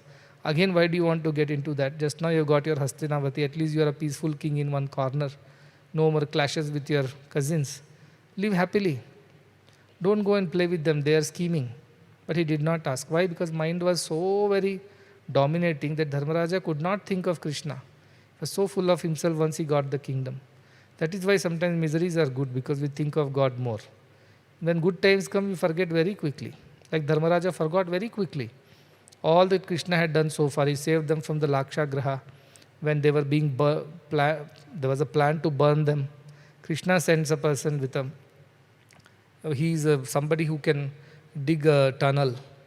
And that's how he digs a tunnel and lets all these Pandavas and Draupadi out of there, saving them from the evil plots of Duryodhana. He knows, Dharmaraja knows, Krishna has been saving. These Kauravas have always been against us, but never could think of Krishna at that moment. Why? Because you can't think of God all of a sudden. God should be a continuous sadhana. Only in troubles, if you think of God, then your troubles only will be the reason why you should think of God. If you think of God at all times, then there is no trouble at all. Because if Dharmaraja could think of God, Krishna, before going to the gambling game, he would have never participated in the game in the first place. Draupadi never had to go through what she had to go through. There would not have been a Mahabharata war and so much of bloodshed. But then all that happened because Dharmaraja could not think of Krishna at that right moment. That is why training the mind to always think of God, Sarvada Sarvakaleshu Sarvatra Harichintanam, is a very big practice, because it is very easy for mind to forget God. When good times are there, we don't want God, we don't want anyone. We want to enjoy it. Only when difficult time comes, we turn towards God. That should not be the way of a devotee. He is devoted to God all the time, good or bad or ugly times. So the idea is that we must continuously think of God, so that whatever comes, we are inspired to do the right thing because God is guiding our thoughts. Only thinking of God at some times can cause a lot of damage, because other times we might just use our mind, which is not capable of thinking the right things. This is why either you become self-realized or you remain surrendered, one of the two. Self-realized person's mind is merged with God's mind. He does not need a separate instruction. He is inspired from within. God does things, talks, everything happens because of God within. Such a person has no mind of his own. But if you have a mind of your own and you have still not realized yourself, then better to surrender to a guru or a God who would guide you at least. Then you are at least on the right path. You don't deviate from that. Neither you can do this nor you can do that, then you are in big trouble. Nobody can help you. So either develop surrender or you develop the wisdom of self. Both are okay. If you develop wisdom of self, nothing like it, because then you don't have any dependencies. But if you can't, at least surrender to that greater power, guru or God, so that inspires your thought, words and actions, and you don't make a mistake in your life. Whenever we forget God, that is when we make mistakes. When we remember God, we cannot make mistakes, because we are mindful that God is watching, God is there. But the moment we forget God and our ahankara, I am somebody, dominates, mistakes happen. And I have seen that. It's not that Just because this is ashram, no such things happen. No, people sometimes get possessed by their own ego, subtle ego. Ego that I am a good person. That's a very, very difficult ego. Bad person at least has some guilt. I am a bad person after all. Good person has a super ego. They don't even acknowledge, realize, but they have a much, much more stickier ego. I am a good person. Better than all those billions outside. I am doing seva here. All kinds of things. Those things are worser. Because you may think that you are doing God's work, but actually you are just doing what you want to do. It may not be God's work at all. And God stays away from such people. Because He knows even if He goes there, they will reject Him. Why go and get insulted? So God will stay away, saying, let him learn the hard way. But what happens in the process? We damage so many things around us because of our ego. So this is why spirituality is important, because it helps you do the right thing and it helps everybody also live happily around you. Yasman no dvijate loko, lokan no dvijate chaya, Sri Krishna says. He does not trouble others nor gets troubled by others. That is the quality of a good devotee. Why he doesn't trouble others? Because he's always inspired by godly thoughts. Why would he trouble anybody? And why he does not get troubled by others? Because even if other people are non-godly, he has surrendered to God and believes that God will take care. That Marjala Bhakti, I say, like the kitten's devotion, or kittens are dependent on the mother cat. Mother cat carries them wherever it's needed, whereas a monkey has to hold on to the mother for its survival. Markata Bhakti. We see a lot of these baby monkeys sticking to their mother's chests. The mother keeps jumping from tree to tree. It is up to the baby monkey to save itself. That is one bhakti. But real devotee is surrendered, like Marjala Kishora Nyaya, it is called in our scriptures. The bhakti of the kitten. Though a kitten is capable of looking after itself, yet it fully depends on the mother. It means it does not have ego of its own. It surrenders the ego and only does what God is asking. So the second, now as we move forward, another beautiful concept comes. The shloka number 2.15, page number 128. And the beautiful shloka, it is very subtle, so you must pay attention. It says, Jnanam, Gyeyam, Tatha Jnata, Tritayam Nasti Vastavam, Ajnanat Bhati Yatredam, Sohamasmi Niranjanaha. This idea of jnana, that I have to attain wisdom. Gyeyam, that which has to be known. And Gyata, the one who has to know it. Three things are there to know anything: the knowledge, the known, and the knower. Three things come together for us to experience anything. There is an object to be known, there is a process through which the object can be known, and there is the knower who is trying to know the object. So that is Jnanam. Jnanam is the process of knowledge. Gyeyam is that knowledge which needs to be attained of whatever object or idea. And Gyata is the knower. Suppose you want to know about India's culture. Now, India's culture is the Gyeyam. We want to know it. How do we know it? Jnanam. We must seek that wisdom from either somebody who knows what happens in India, or read a book, or go through a video, or travel to India and see for ourselves. So there is a process to attain the knowledge about Indian culture by going there or reading about it or listening about it from a known person that way. And the final thing is the knower, you yourself, who has to go and learn about India. So three things are there to experience this world, which is the regular way, method. You are a student, there is a subject, and there is a teaching process. All the three have to happen. But Janaka is saying, in the reality, Vastavam, Tritayam na asti. These three don't exist. You mean to say the knower, the knowledge, and the known, the dancer, the dancing, and the dance. Like that. It does not exist as separate things. No, they don't exist, he says, as separate things. The knower is only the known itself is the knowledge itself is the knower. That is the idea. I'll explain. And he says, Ajnanat bhati yatredam sohamasmi niranjanaha. Out of ignorance, it appears that they are three different things. But they are not three different things. Ignorance makes us believe in spirituality that the knower is different from the knowledge, is different from the known.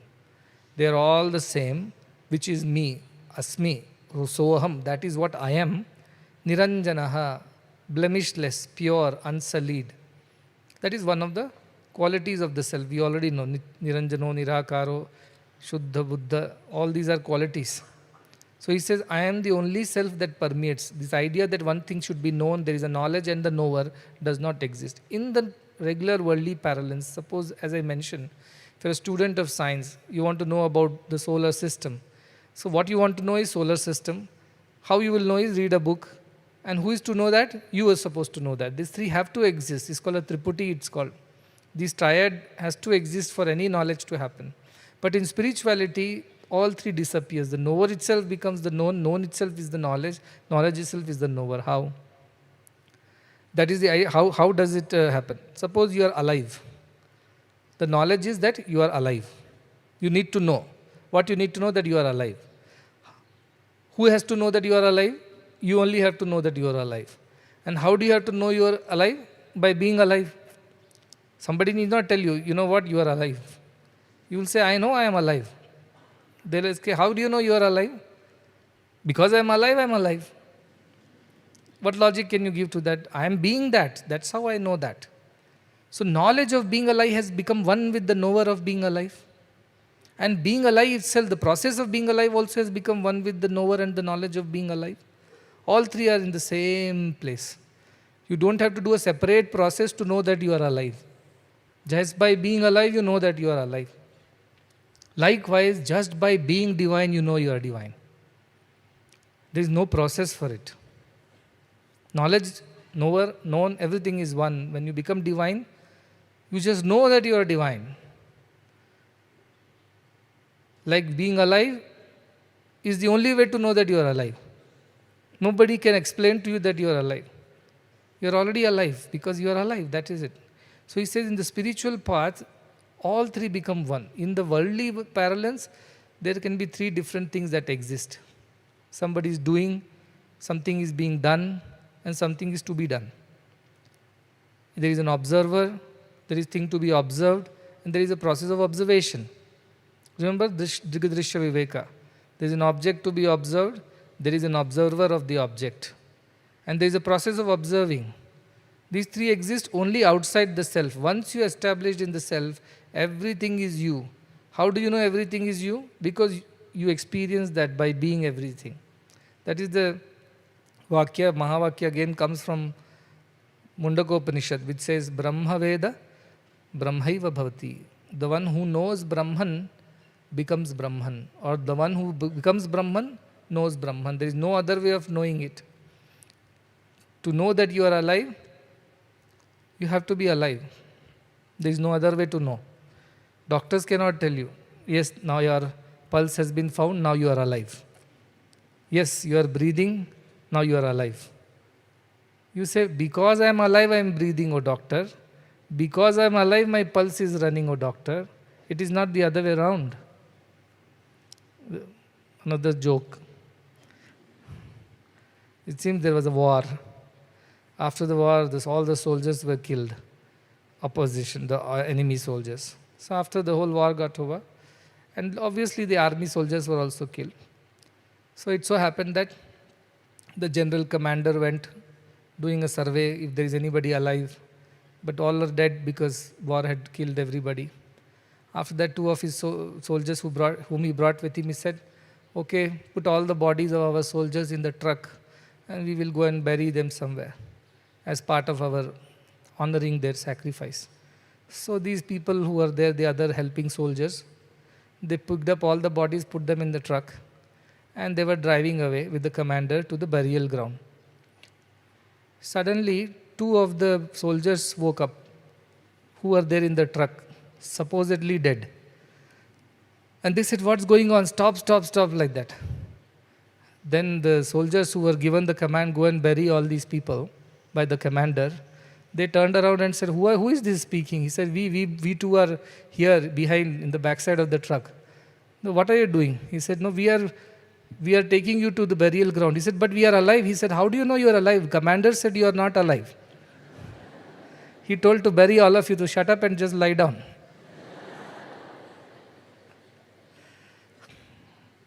They are telling, but we are alive. He said, no, but the commander told you have to be buried. Nobody is alive in the truck. But we are speaking, breathing, talking, nothing doing. A commander told, military instructions are like that, military command.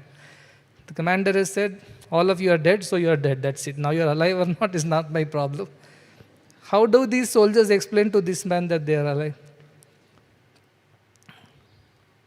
By being alive, you know you are alive, right? What is the other way to tell that you are alive? Like that, what is the way to know God? By being God alone, you can know the God. There is no other way to know God. All others can be pointers. Like Vasishta Arundhati Nyaya, that is another idea, that Arundhati Vasishta were the sage and his wife, but they are the two stars, nakshatras in the sky. They are part of the Great Bear constellation. So those two stars are there, one small and one big. You can't see the small star. So you have to show the big star and say the star next to it. Likewise, all these Vedas, Upanishads, Shastras are pointers towards the truth. They are not the truth. Truth is when you realize it by being that. That is why Ashcharivat Pashyati Kaschitena. Somebody sees it with great Ashcharya. Vadati Tathaiva Chanyaha. Some people speak about it in some way. Some people hear about it in so many ways. But Shrutvapi Enam Nachaveda Kaschit. Nobody understands it by listening to it or by seeing it or by speaking about it. It has to be experienced. Now this experience that you are the self, what Janaka is going through, is not because there are different ways of experiencing. He just became that in that one moment. He became the self. He became the divine. He realized the self. And then he says, you know what, there are no three different things like knowing, knower and the known. Like observing, observer and the observed. You are only everything in that moment. All three become one point. There are no three things. Everything collapses into this one idea of being God. That's the beauty of this knowledge. All other knowledge have a process through which you attain that. The only process of this knowledge is being that knowledge. Then you say, what about all the Vedas, Karma Yoga, Bhakti Yoga? No, all these are preparations to achieve that knowledge. That is not knowledge. Doing Bhakti does not make you divine. Makes you a devotee, of course. Doing Karma Yoga does not make you divine. It makes you a good Karma Yogi, of course. Doing Jnana Yoga does not make you divine. It makes you aware of the path of Jnana. But when the real knowledge happens, you become that. That is why these people, Bhavatina Ativadi, they don't speak much. What is there to speak? Kim vadaniyam, kim avadaniyam, kim vachaniyam, kim avachaniyam. They said, what is there to speak after you realize that you feel so satisfied within yourself? Many times you also would know, when you are in a very deep, peaceful, meditative state of mind, you don't want to speak to anybody. Atmanyeva atmana tushtaha. You're happy within yourself. You don't want your peace and happiness to be disturbed. You avoid company of others because you are so satisfied. You want to stay in that solitude and enjoy it. Many times it happens. Likewise, he becomes so satisfied within himself because he has realized the self. He does not need to be told that you are self or you are not self. He knows it because he's become that. Such a person is what I am, he says. Soham asmi niranjanaha. I am that blemishless self. This whole process is not applicable to me. Once I become that only, I know that. Brahma Veda, Brahma Vibhavati, that is the idea. Now the question is, how do I become that? How do I become that? What is the process? Once Bhagavan told me, I told him, all this world looks so real. It is so difficult to believe that this is not real. Everything looks so real. I can feel, touch, smell, taste, emote, experience so many. And you say all this is not real. Some self is real which is not seen, heard, touched, tasted, smelled. How is it possible? He said all this is illusion. And he gave the same example. He said, till you are in the dream, you believe that dream is real. You believe every aspect of the dream. And the more detailed the dream is, the more real it feels. If it's a very hazy dream, not very clear, you know it is a dream, you don't believe much of it. But if it is so clear, so detailed, every aspect of it, you start believing you are really there.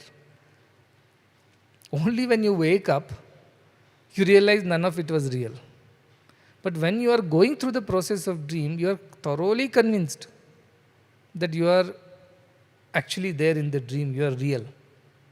It is how you feel. In fact, there is a story. Janaka had a dream. What was the dream? He dreamt that an enemy has attacked the kingdom, and after fighting a battle, Janaka has lost the battle and he has been thrown out of the kingdom. And he has been sent into an exile. And he is roaming in some forest far away from the Mithila Nagpuri, where he was the king, in tatters, with wounds, bleeding, hungry and tired, and searching for some water and food in the jungle. And like that, by walking and walking and walking, he crosses the borders of his kingdom and enters the next kingdom in exile. And there he sees that somebody is doing some annadanam. Free food is being distributed. So he goes there and stands in the queue because there are a lot of beggars standing. But he's so hungry and he's no more the king. He must eat something to survive. So he stands there. And then what happens? They're serving something, some porridge-like thing. Some liquid porridge-like thing, semi-liquid. So everybody is being given in their bowls and things like that. And everybody is leaving. Just when Janaka's turn comes, it gets over. Janaka feels, aho, what is this? That aho is not the exclamation of joy, the sad aho. He says, what is this? I waited for so long in the queue. I thought I'll have a morsel. But here it is over, they say. Then he says, please do something. So they scrape the bottom of the vessel, all the burnt and leftover food. And they somehow collect it and put it into a small leaf bowl and give it to Janaka, saying, okay, eat this. And being Janaka also, he cannot refuse now because he is so hungry. He just wants to eat it, just then an eagle swoops in and takes that thing and flies away. And he can't even eat that.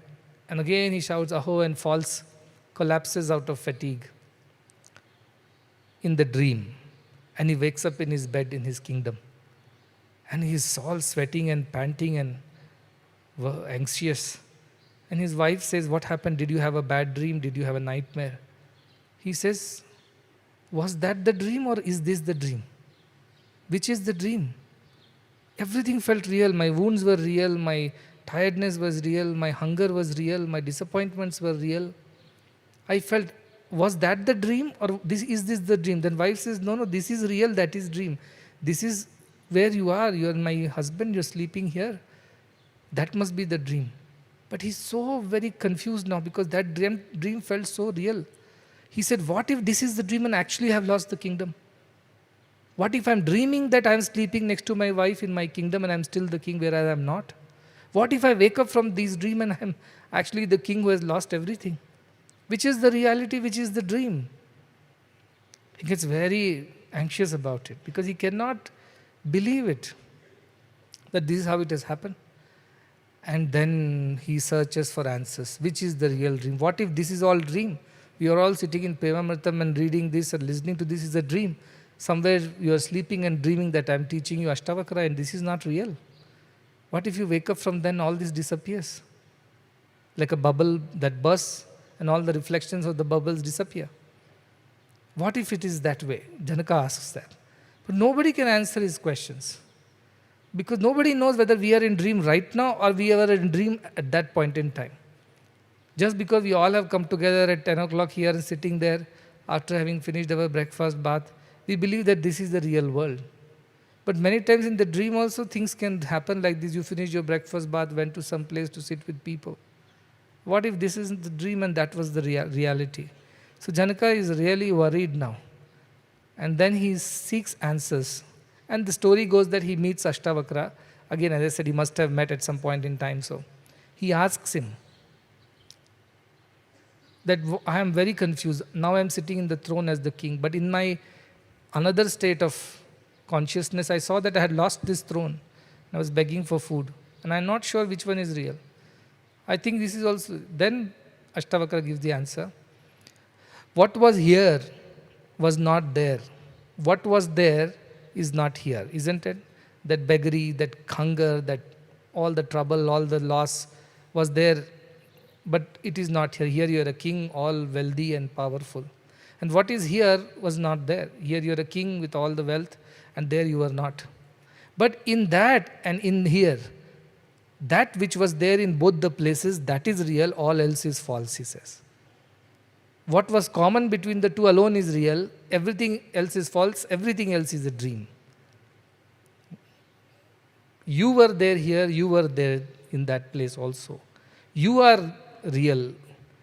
All other things were false, because what existed there does not exist here, what exists here does not exist there.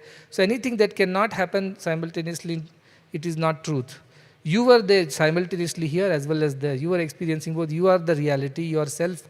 The awareness of both the states is the reality. States themselves are not real. The dream state or the waking state, both are not real, he says. Or for that matter, deep sleep state. The consciousness that permeates the waking, the dream and the deep sleep, that consciousness is the reality. That is what Mandukya Upanishad says. It's only 12 shlokas. Karika is 250 shlokas, but main Upanishad is 12 shlokas. It talks about these three states of existence and the fourth beyond this. Three states are the waking state, the sleep, dreaming state and the deep sleep. Jagrata, Swapna and Sushupti. But beyond the three there is Turiya, which permeates and pervades the entire thing. That is also represented by our symbol Om. The first top curve is Jagrata Avastha, or lower curve is Jagrata, upper is the Swapna. The tail-like thing is the Sushupti, and the Chandra Bindu which is there. That is the idea of Turiya Avastha. That's why when you chant Om, you remind yourself that beyond the Yat Swapna Jagrata Sushuptam Avaiti Nityam Tad Brahma Nishkalamaham Nacha Bhuta Sangyaha. It is said in your Pratasvarami mantram. In that Om is representation of that idea that beyond my waking, dreaming and deep sleep state, I still exist. That awareness, consciousness is real. That is what Ashtavakra says. What is here is not there. What is there is not here. But that which is there in both the places, that alone is real. Your consciousness, your awareness is real. All other things are false. Once you realize that, you are free from all these ideas of vikaras. What is Niranjana? Ranjana means that which is blemished or impure, which is not clean. Niranja means pure. The Janaka's existence as a beggar is also impure. His existence as a king is also impure. What is pure is this consciousness which does not get affected by whether he is a beggar or a king. That is consciousness, that is pure, that is Niranjanaha. Janaka is experiencing that. This is the beauty of Ashtavakra Gita, because in Bhagavad Gita, Arjuna at best came to a conclusion that all my moha, that I should not fight the war, I'll be the sinner, I'll be the killer, I'll be the murderer, all that has disappeared. And Smritir Labdha, I have attained my discrimination, understanding by your grace. And Karishye Vachanam Tava, I will do as you say. But he only went till the instrumentation. But Janaka has already realized the self. That is the beauty of Ashtavakra Gita. And it is so hopeful that if Janaka can realize, anybody else also should be able to realize. Not that it is impossible, it is unachievable. It is not so. So that is the beauty of it when I say man's ascent is more intriguing than God's descent. This is what I mean. Janaka's ascent is more exhilarating, exciting, inspiring, intriguing, intimidating at times. Because that is not happening every day. That happens once in a blue moon, because Kaschid Dhira Pratyagatmanam Aksha. Some one person seeking immortality, wanting to realize the self, turns his gaze inwards and walks this path. Not everybody does that. So this is why Janaka is a very celebrated king. Today is also a Greece day. And there was a drama in 1996 which was presented. Some of the people are here who were part of the drama in Puttaparthi. Greece Day drama. And this was the story. Is that real? Is this real? Janaka is all confused. And then finally realizes that God alone is real, or self alone is real. Everything else is an illusion. That was the part of the drama which these Greek devotees had presented. Today they are here to present the Greece programs, and we'll hear about all that in the evening.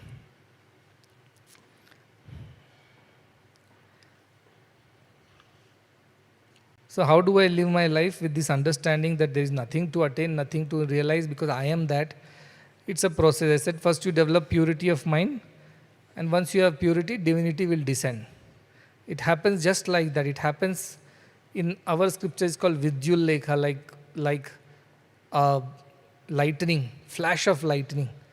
In the dark night, suddenly when there is a lightning that flashes, everything looks like daylight. Everything becomes clear and visible. Like that, this Jnanodaya or Jnana Sphuta they call it. Sudden lightning like wisdom dawns on the ready person. The one who is ready in that effort, sadhana, to him it happens. Where was I? The next one, so on page number 136. Right? Yeah. It says, Dvaita Mulo Maho Dukkham Nanyat Tasya Asti Bheshajam Drishyame Tanmrusha Sarvam Ekoham Chidraso Amalaha. Dvaita Mula Aho Dukkham. All the misery in the world is because of the duality, the perception of duality. We see two where there is only one. That is the reason why all the confusion and chaos is there in the world, because we see others as others other than ourselves. Nanyat asti bheshajam. There is no other cure for it. Bheshajam means cure or remedy for this. Other than what? The next line tells the answer. Drishyame tanmrusha sarvam. All that which is seen or perceived through the senses, it's all false. Mrisha, like mirage. Mrisha means mirage. In the desert sands you see water. That is the mirage. So that is the way one should look at the whole world. And sarvam, everything should be looked at as a mirage. Ekoham, whereas there is only one. Chit raso malaha. I am chidrasaha, means eternal essence of the consciousness. That alone I am. All the other perceived objects and experiences are false, like the mirage. I alone am real, and I am the essence. Rasa means the essence. And amalaha, I am pure. Stain-free, pure. All the experiences of the world are impure only, because they bring happiness sometimes, they bring joy sometimes, they bring duality. All the world is full of duality. The self is free of duality. Duality is the impurity, non-duality is the purity. The one who sees one when there is many, such a person is a jnani. Advaita darshanam jnanam, Bhagavan would say. The one who sees oneness only alone is jnani. He is pure. Everybody else is impure only who sees two, where there is only one. But you will say, actually there are two, not two, 10 million, a billion, 8 billion people, and how many billion animals, trillions of beings. All that is real. He says, it is perceived through what? Through your mind and senses. Anything that is perceived only through mind and senses is not real. That is the idea. So he says, all that we perceive is a mirage. It appears to be real, like the water in the desert, but it is not true. And the whole cause of sorrow in the life, in the world, is because we see this duality everywhere, which is the nature of the world. Which is the nature of the world. You can't change that. That is how the world is. But you can grow over and beyond and realize that there is oneness only, which is appearing as multiplicity. But the inner lying awareness, consciousness is one. Modifications are there. Vikara. Vacharambha vikarena. Yesterday we learnt how, last year or day before, when Shetaketu went to his father, father said all the pots are different, but clay is one. The one who sees the clay truly sees. Yaha pashyati sa pashyati. The one who sees that oneness alone sees. All others are not seeing at all. They are only confused and they believe there are two, there is only one. So that is the idea, that how do we see that oneness? By being that oneness only you can see that oneness. The previous shloka has told you. You can't try to see oneness when there are two things. Obviously it is not true, because you are seeing through your physical eyes. But when you see through the jnana chakshu, the wisdom, eye of wisdom, what we call as third eye in our way. When you see with that wisdom, you see everything as one. You see all the bangles, chain, rings as gold only. You see the gold in it and not the nama rupa that disappears. As long as you cannot see that oneness, you will be conflicted. That is why we are all fighting. This whole us versus them is from there only. That oneness is the solution to all the problems. But to attain that oneness, you have to attain purity. Purity means you have to get rid of your vasanas and samskaras. You have to improve your character. You have to become a better human being. All these are first steps from animal to human and then human to divine. Right now we are struggling to be good human beings only. Being divine is far, far away. Just be good human beings, kind to each other, compassionate. That itself is not happening. Then we have to become divine. That is the next step. So he says that all the confusion and chaos and all the dukkha nivritti cannot happen unless jnanodaya happens. And this is the thing. Unless you believe all this is mirage, does not really exist, you will run after them and suffer. Once a king was praying for a child. For many, many years, the king and the wife prayed and prayed and prayed. They could not get a child. So he married another queen, tried to get a child. Finally, the second queen got him a son. After so much of prayers and the guru told, this son will be born to you, but will be short-lived. He said, doesn't matter, at least we will have a son, we will play with the son for some time. Even if it's short-lived, at least I'll be having the privilege of being a father. So he agrees. So they get a son. But the first queen was very jealous of the second queen because she could not get the son. It means she won't be the queen anymore. The next one will become the superior queen. So this older queen poisons the baby and kills it because she is very jealous of the second one. So the baby dies as per the prediction of their guru. Oh, this king and the new queen are like besides themselves because they just can't understand how to deal with the sorrow and misery of losing the child which came after so many years. So they pray and cry and cry and cry, and finally Narada, who was passing by, he hears their cries and comes to them and says, what's wrong? What happened? And they say, see, this is what happened. My child is dead now. We want the child back and things like that. Could do something about it. Then Narada takes pity on their situation and says, okay, let me call back the child's soul. Now the moment I tell soul, half of the people in the hall are confused. There is nothing called soul. There is nothing called jivatma. Everything. Yes, for the realized one, there is nothing. But for others, they only see the wave. They don't see the water. For their sake, I am saying the jiva prajna which is there in us, which bundles up with our mind in our sukshma sharira, that is the soul that I am talking about. So that baby's jiva prajna is there, which has bundled up with its mind, the sukshma sharira. So he calls back that sukshma sharira into the dead body, saying, come back. Then that, because of the yogic power of Narada, that soul, jivatma, comes back and enters this body and says, again starts crying, why have you called me back? They say that they are miserable without you. Who is miserable? He said, this king and queen, your mother and father.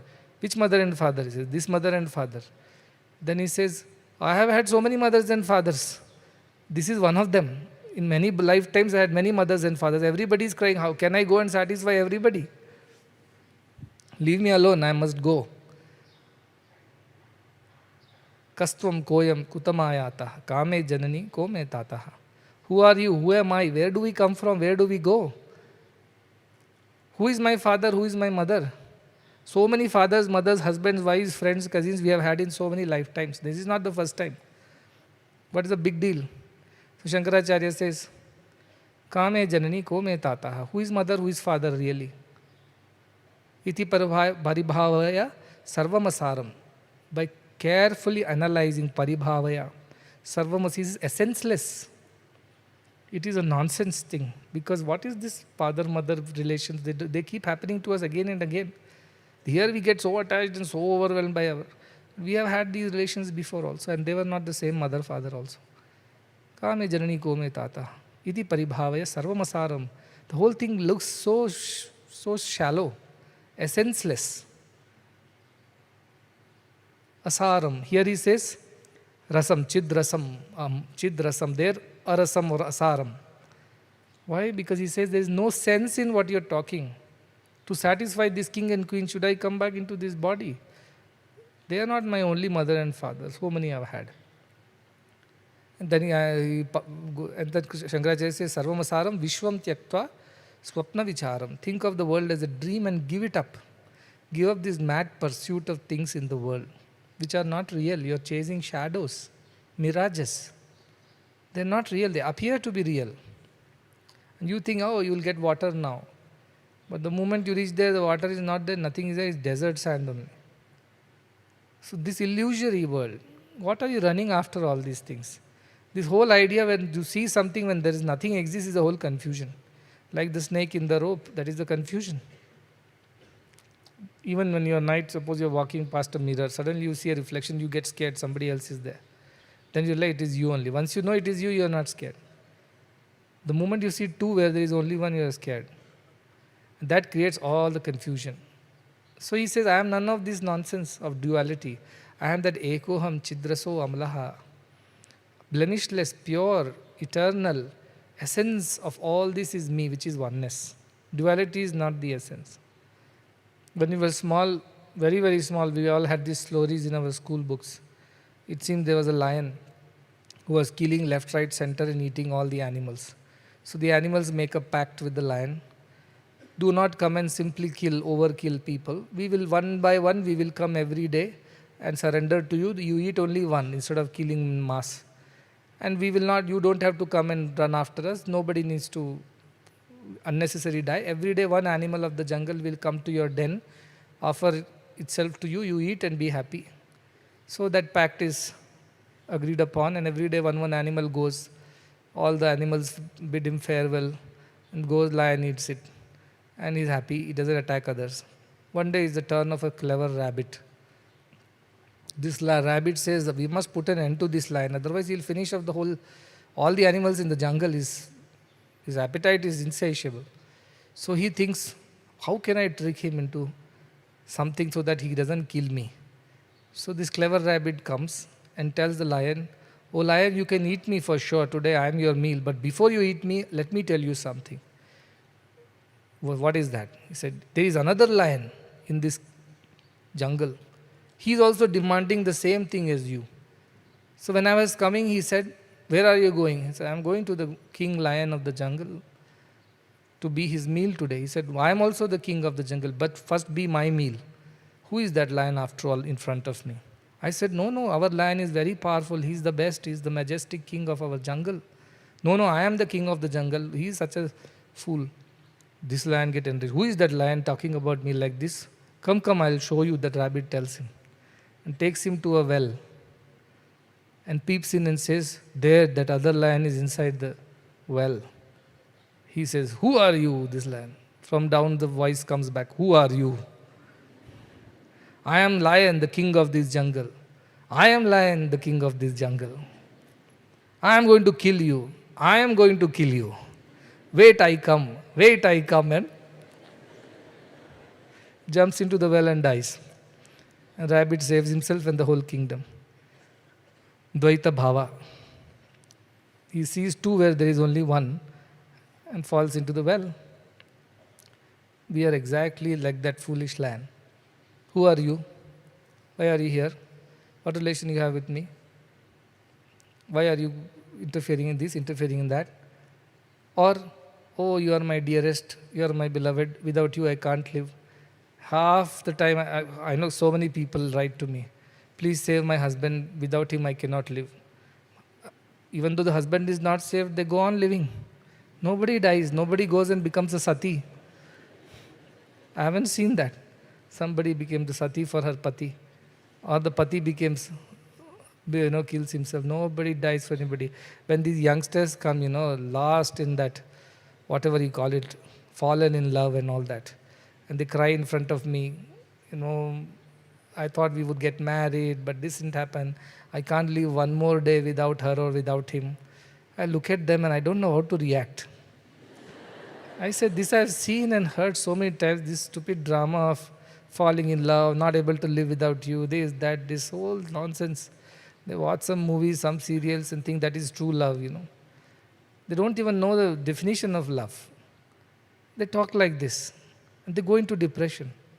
Sometimes people commit suicide also in this depression because they've been ditched or dumped or whatever you call. And I tell them, what foolishness is this? You don't even know the value of human life. Manushyatvam. Falling for things like this and then harming yourself. But people do that. Why Dvaitam? They see two.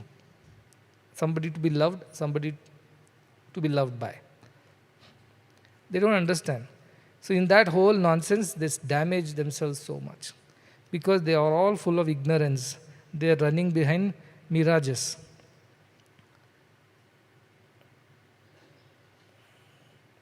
There is a shloka that comes, I think again from Mandukya Karika. It says, Manodrishyam idam dvaitam. It's not there in the book, so don't search. I just wrote down from somewhere, so I remembered, so I wrote down here. Manodrishyam idam dvaitam. What is seen by the mind is dual. Mind's nature is to see duality. Yat kinchit sa characharam. Whatever you see, chara, achara, means both moving and inanimate. In everything, there is duality that mind sees. Manaso hi amani bhava dvaitam na upalabhyate. When the mind becomes no mind, there is a concept like last time we learned asparsha yoga. The yoga which is untouched, unattached. That is the real yoga, they say. All other yogas are lower, inferior. Likewise, here is the concept called manaso yat amani bhava. When mind becomes no mind, dvaitam na upalabhyate, then you don't see duality. He's not talking about mano nasha. He's not talking that mind will get destroyed. He says when mind becomes no mind, it ceases to exist. That is when you don't see duality. When till the mind is there, with its vasanas and samskaras, with its conditioning, you will always see duality where there is only one. When the mind itself becomes so pure and clean, like transparent glass, then you don't see the duality, you see only one. That is the idea. So does it happen? Amani bhava means what? When mind is no mind, mind disappears in a way. And then appears again when you need it. See, destruction of mind means the mind should not come back again. But we need our mind to work in this world. You need to understand, like he said, if you don't have, you will be like, you'll be like so lost. Somebody else has to clean you, feed you, bathe you, because you can't use your mind. Mind is needed as an instrument. You can't get rid of it or get away. But it should be pure. Amani bhava should be there. Mind should not be the reason why you understand things. Awareness is the reason why you understand the things, and mind does not color it. Like stained glass, it colors the light and makes it look red, green, yellow. Amani bhava is mind is there, but it does not interfere with our perceptions. We see everything as one only. That amani bhava, when it happens, then dvaitam na upalabhyate, then you don't see things as duality. Like something like X-ray vision. Imagine if my eyes has X-ray vision, I can't see you as man and women. Can I? I can't. I can't see what you're wearing, how you look.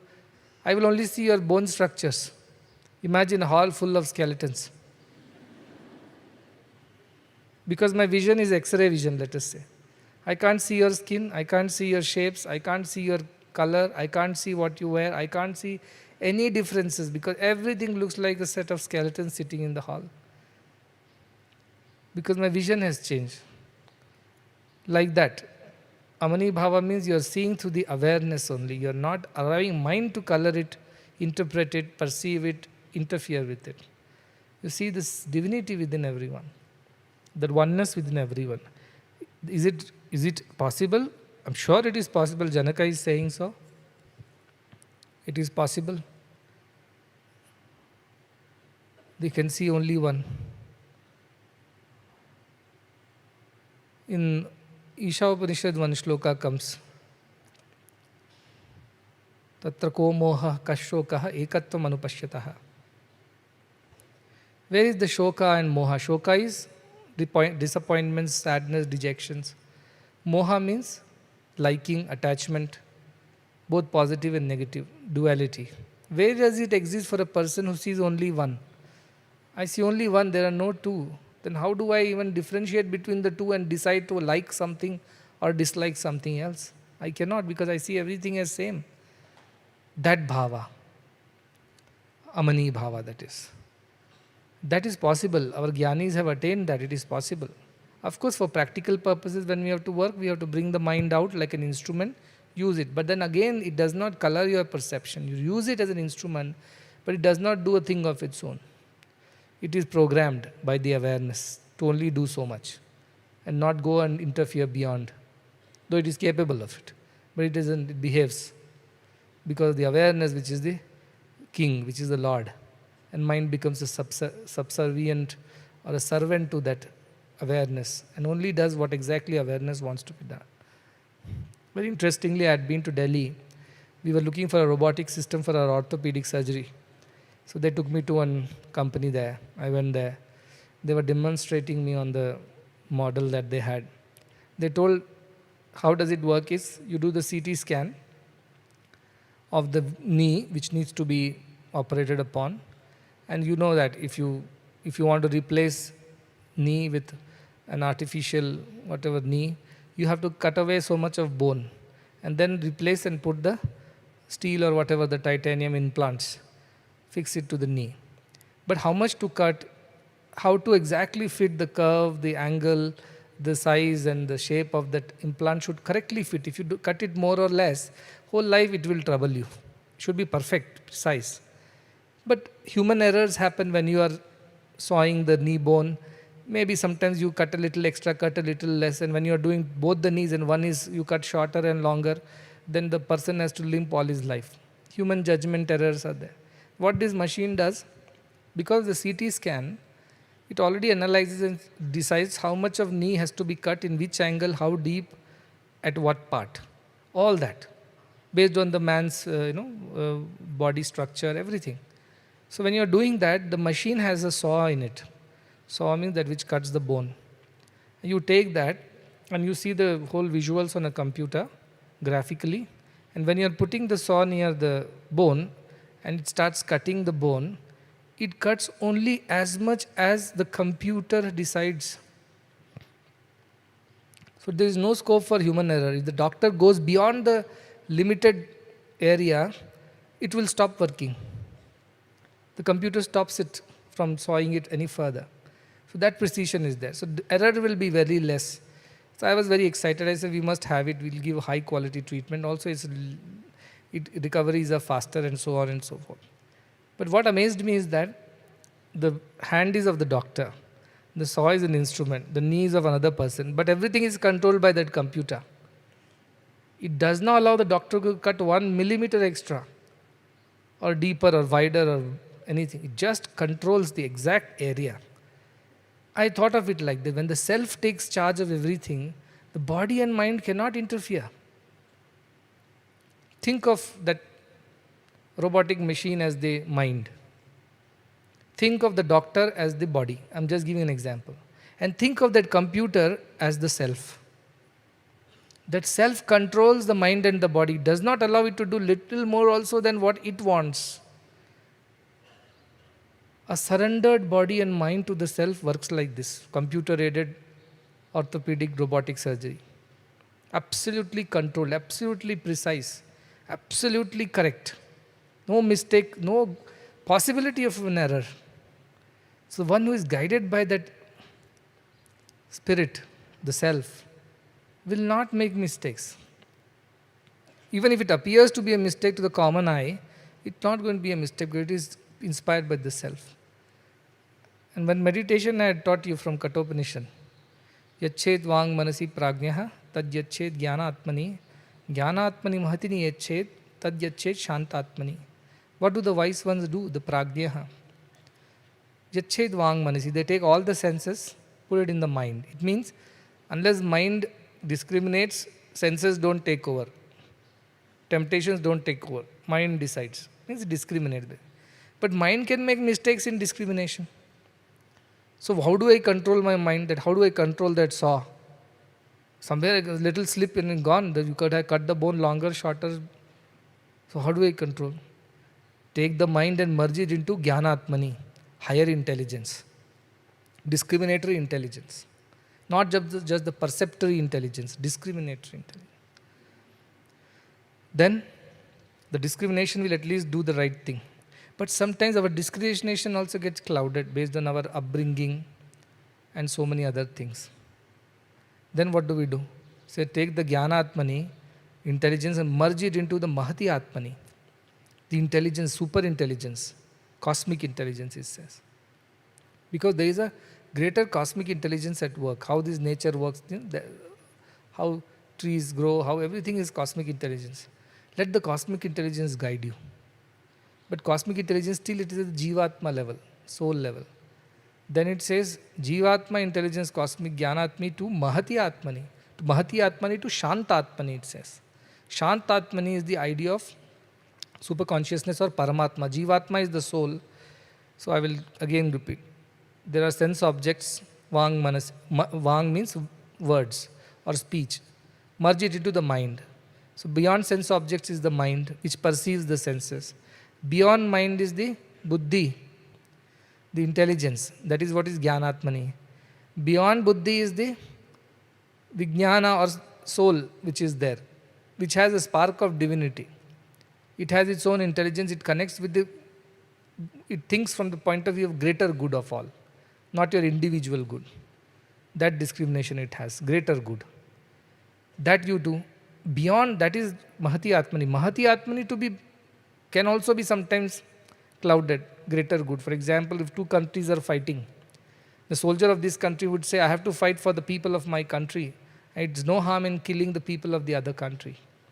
Whereas the other country person also thinks it's no harm in killing the people of these countries, which are enemy to me. Are they right or wrong is my question. Both are right, both are wrong. Why they are right? They are supposed to do their duty as soldiers and kill the enemy. Both are trying to do that. Both know that they have families at home and their children will be orphaned and wives will be widowed. But their Mahati Atmani says that for the greater good of my country, I must do this. So they do that nevertheless. But beyond that is Shantatmani, which sees the oneness in everything and does that accordingly. So your mind, which is generally driven by senses, they steal the mind, they say. But the mind itself can be put into buddhi, discrimination, but that is individual level. Then a discrimination at a larger level, what is good for everybody. Then what is right, what is correct, at all times, place and situation, that is the ultimate super consciousness of God. So merge it to that. Then your mind, you see, becomes a servant to that higher intuition. Also, there are three eyes are there. One is individual eye. Second is, that is instinct. Physical instincts are there. I'm hungry, I eat it. I don't care whether it is the right way or wrong way, right food, wrong food. I'm hungry, I must eat it. That is instinctive. Animals live like that. Then there is intelligence, second eye, which discriminates things. Is it stealing if I take it from the shop without paying? Will it be right? Will it be wrong? This, that. It will think and then decide. Then there is intuition, which is an inspiration, an inspired thought from the self. When you are guided by the intuition, this lower intelligence and instincts will behave. Like the computer controls the robotic saw as well as the robotic surgeon, person who is standing there and doing. Both have to obey the computer. Likewise, your instincts and intelligence become subservient to yourself. If you are in touch with yourself, if you are established there, whatever you think, say and do would be inspired by the divine. The divinity will guide your path. There cannot be a mistake. It would not allow you to do a mistake. Once a person came here and got me his marriage invitation and got it blessed. Then he said, in my marriage I have also worshipped you, I have put your photo and all, but my marriage has gone for a toss. What were you doing? Why did you not stop me from getting married? I said, did you ask me that you are getting married? You just came to inform me. You had already decided whom you want to marry, when you want to marry, how you want to marry. Now you are coming after everything and just come with the invitation card and says, I don't expect anything, just bless. I don't want you to give me any advice. I don't want you to tell me that this marriage is not good for me. We should cancel it right now before it goes far. I just want you to say, good, get married. And I then want to come back and blame you saying that, what were you doing when I came to you? You should have told me to stop. Now the whole marriage is in a mess. We are filing a divorce. There is so much of fight. There is so much of chaos, confusion. What should I answer? Did you even allow me to speak? Did you come to ask me my permission? Did you come to seek my guidance? No. But still, deep down, secretly you're wishing that if he puts his hand on my marriage invitation, everything will go right. And should everything go wrong, at least I have him to shoot, him to blame. I don't want to blame myself. I want somebody else scapegoat. So they make God the scapegoat. People are like that because they are driven by their instincts and at best intelligence. They are not driven by their intuition. Because many times our intuition says, don't do this. But our intelligence, gets the better of it. It takes over, it says, no, it is right only. After all, it will give you 100 excuses. I went to somebody's house recently. And now this boy was, first time I was going to their house, and they are a small house, very humble family. They were confused how to receive him because, so this boy knows my tastes and my aesthetics. They are from small middle class family, they live a certain way. So this boy got all worked up. He went home and told, change the curtains, change the wall paints, change this, change that, he's coming. Because he wants to make it appear good for my arrival. Of course, in their own life, that is fine, and their neighbors and their relatives are fine with it because they all are same kind. I am coming, so it was a big thing. So he started harassing his people at home. Change this, change that, bring this furniture, remove this is not good, that is not. So his parents told him, you are overdoing it. Swami likes simplicity. Don't change anything, he won't mind. Then he said to me, when they don't want to change anything, they give excuses like this. Swami doesn't mind this. Swami is very simple. He accepts anything. Pure devotion is enough. Why? Because they don't want to change their ways. They want to somehow put it on Swami's thing and make that appear as if everything is right. We do this. A lot of times we do this. A lot of times we do that. We want to do what we want to do. Even if God doesn't like it, doesn't want it, then we go and tell, we are offering this with great devotion. Like Shabari offered you the eaten berries, yet you ate all that. So, I'll eat what you have eaten. Just because you don't know how to cook or just because you don't want to do anything, you tell God there is nothing at my home, I have only these berries to offer. Shankaracharya took a dry amalaka from a... Do you really have that kind of devotion is the question. You're pretending. This is pretension. You're just trying to find some lame excuse to not change your ways. Many people are like that. They don't want to change themselves. And they come and argue with me. What kind of God you would be if you can't accept me as I am? Everybody asks me to change. God should not be like that. God accepts everybody. The sinner, the saint, the good, the bad. Your nature should be like that. You should see the good in me and accept me. I said, I am accepting you. But you must also accept me. I am taking you as you are, but you also must agree to what I like. It can't be one way. But many people do that. Many people try to fool God or try to trick God into all these things. But they're all lame excuses. They're not honest in their bhakti. What I'm trying to say is that till the mind exists, all these vikaras cannot be gotten rid of. So do I get rid of mind? Then how do I behave? Then as he said, somebody has to carry you.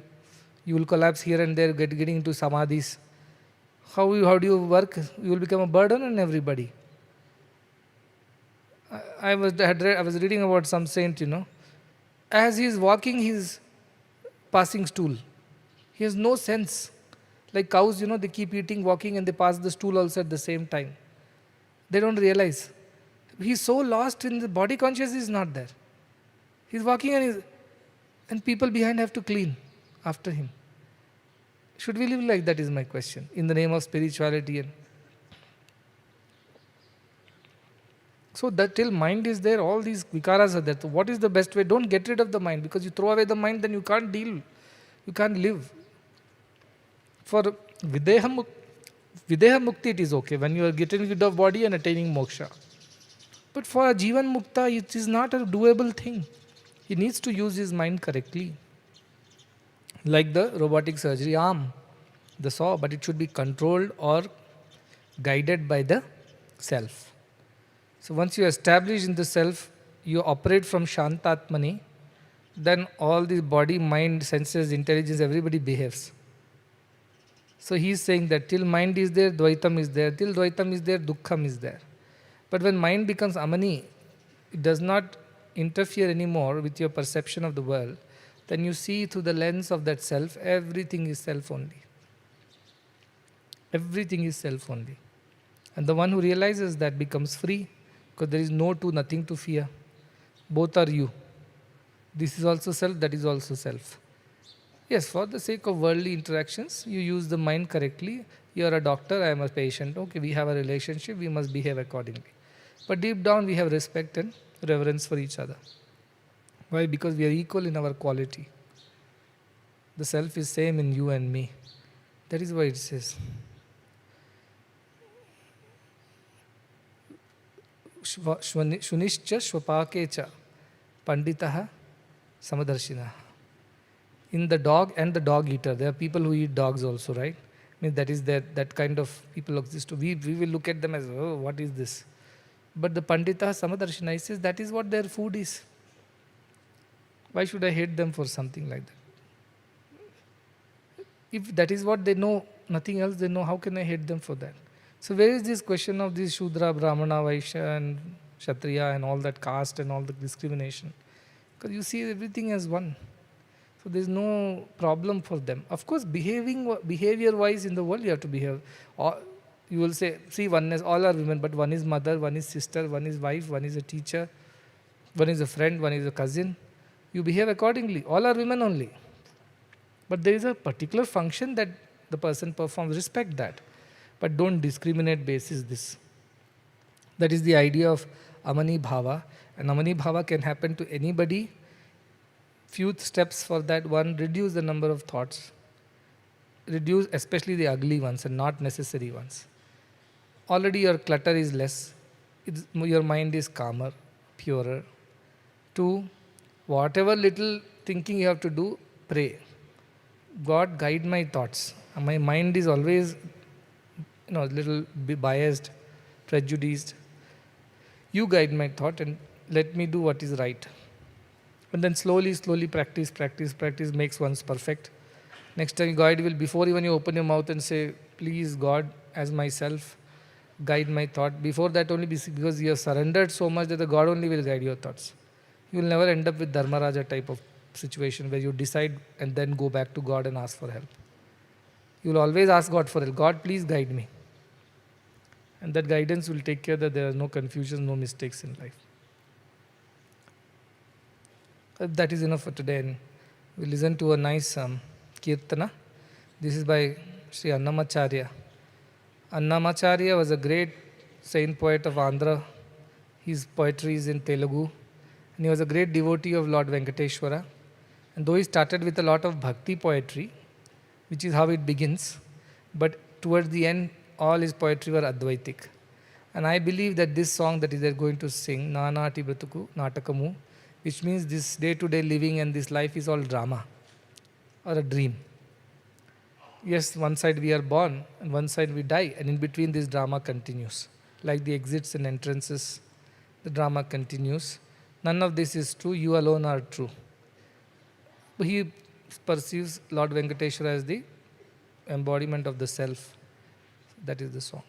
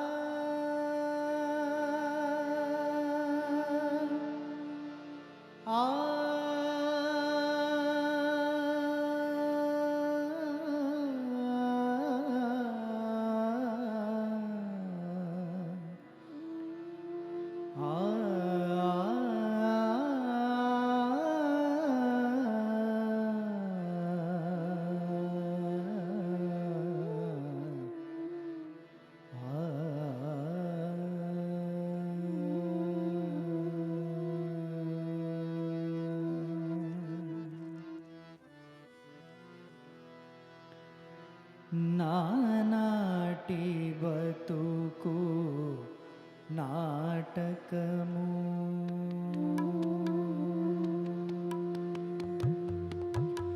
నానాటి బతుకు నాటకము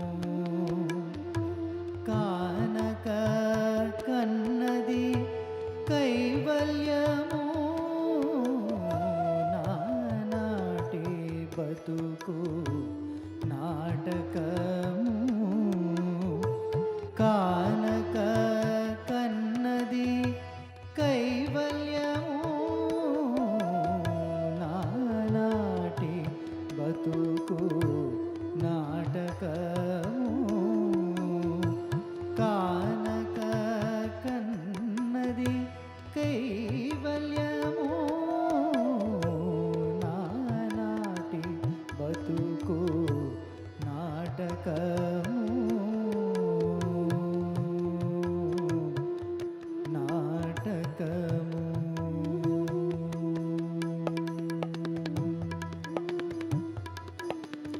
పుట్టుటయు నిజము పోవుటయు నిజము పుట్టుటయు నిజము పోవుటయు నిజము నట్ట నడిమి పని నాటకము పుట్టుటయు నిజము పోవుటయు నిజము నట్ట నడిమి పని నాటకము ఎట్టనెదుటి కలది ప్రపంచము ఎట్టనెదుటి కలది ప్రపంచము కట్టగడపటిది కైవల్యము కట్టగడపటిది కైవల్యము నానాటి బతుకు నాటకము కానక కన్నది కైవల్యము నానాటి బతుకు నాటకము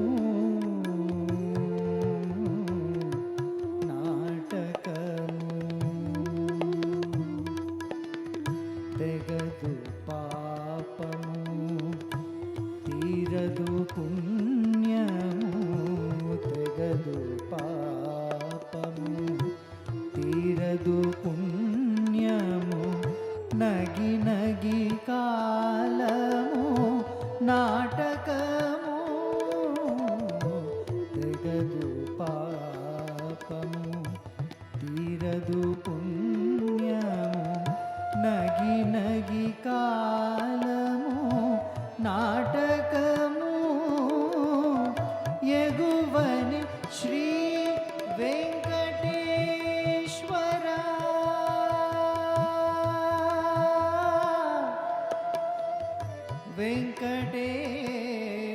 వెంకటేశ్వర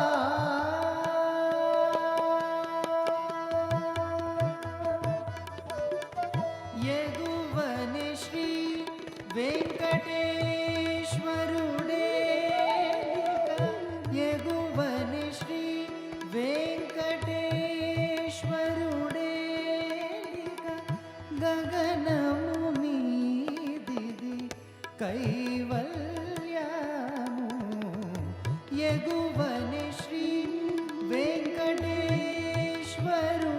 వెంకటేశ్వరుడేలిక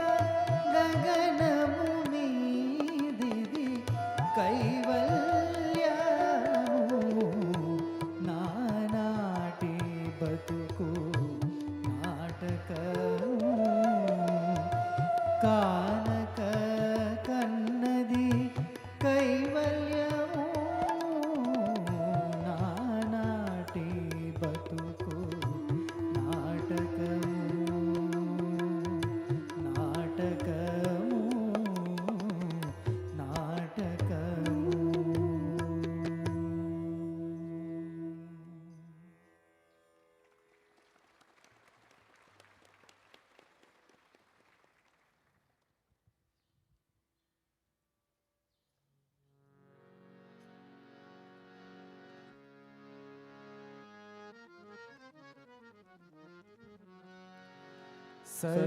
सर्वसुगुणसिन्धवे सकलसुजनबन्धवे सर्वसुगुणसिन्धवे सकलसुजनबन्धवे गुरवे मधुसूदनाय महितमङ्गलम् सद्गुरवे मधुसूदनाय महितमङ्गलम् दीनदुःखितपोषकाय दानधर्मप्रेरकाय दीनदुःखितपोषकाय दानधर्मप्रेरकाय सर्वलोकहितरकाय सर्वमङ्गलम् सद्गुरवे मधुसूदनाय महितमङ्गलम् वेदनादवर्धकाय विश्वशान्तिस्थापकाय वेदनादवर्धकाय विश्वशान्तिस्थापकाय ब्रह्मज्ञानबोधकाय दिव्यमङ्गलम् सद्गुरवे मधुसूदनाय महितमङ्गलम् सदय हृदय राजिताय सुमन सदन शङ्कराय सदय हृदय राजिताय सुमन सदन शङ्कराय शरणमुक्तिकारणाय मोक्षमङ्गलम् सद्गुरवे मधुसूदनाय महितमङ्गलम् सत्यसायिनः प्रियाय सत्यप्रेमविग्रहाय सत्यसायिनः प्रियाय सत्यप्रेमविग्रहाय नित्यशुद्धनिर्मलाय नित्यमङ्गलम् सद्गुरवे मधुसूदनाय दिव्यमङ्गलम् सद्गुरवे मधुसूदनाय महितमङ्गलम्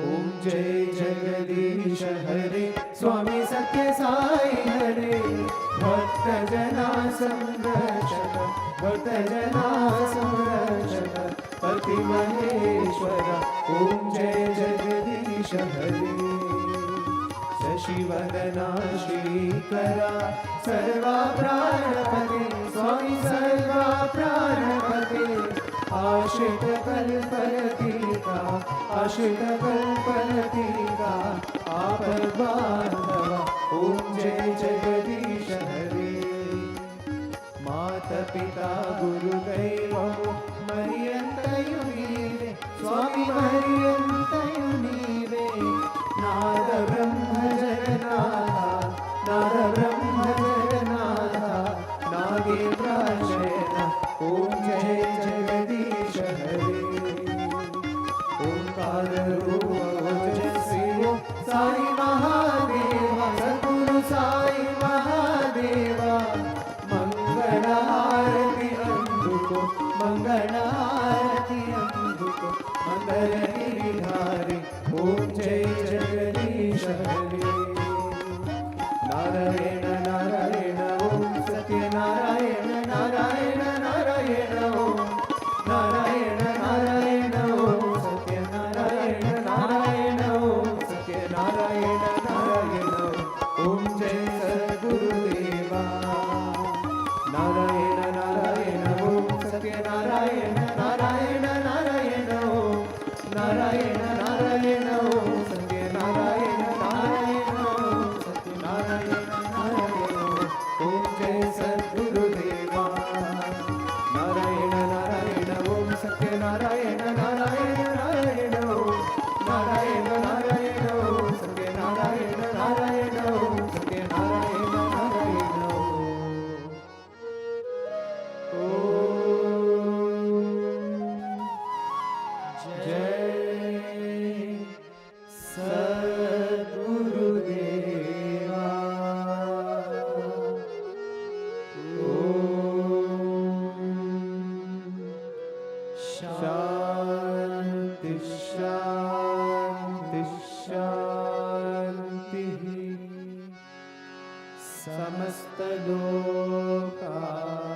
समस्तलोकाः सुखिनो भवन्तु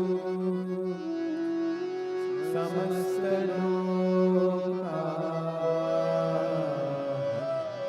सुखिनो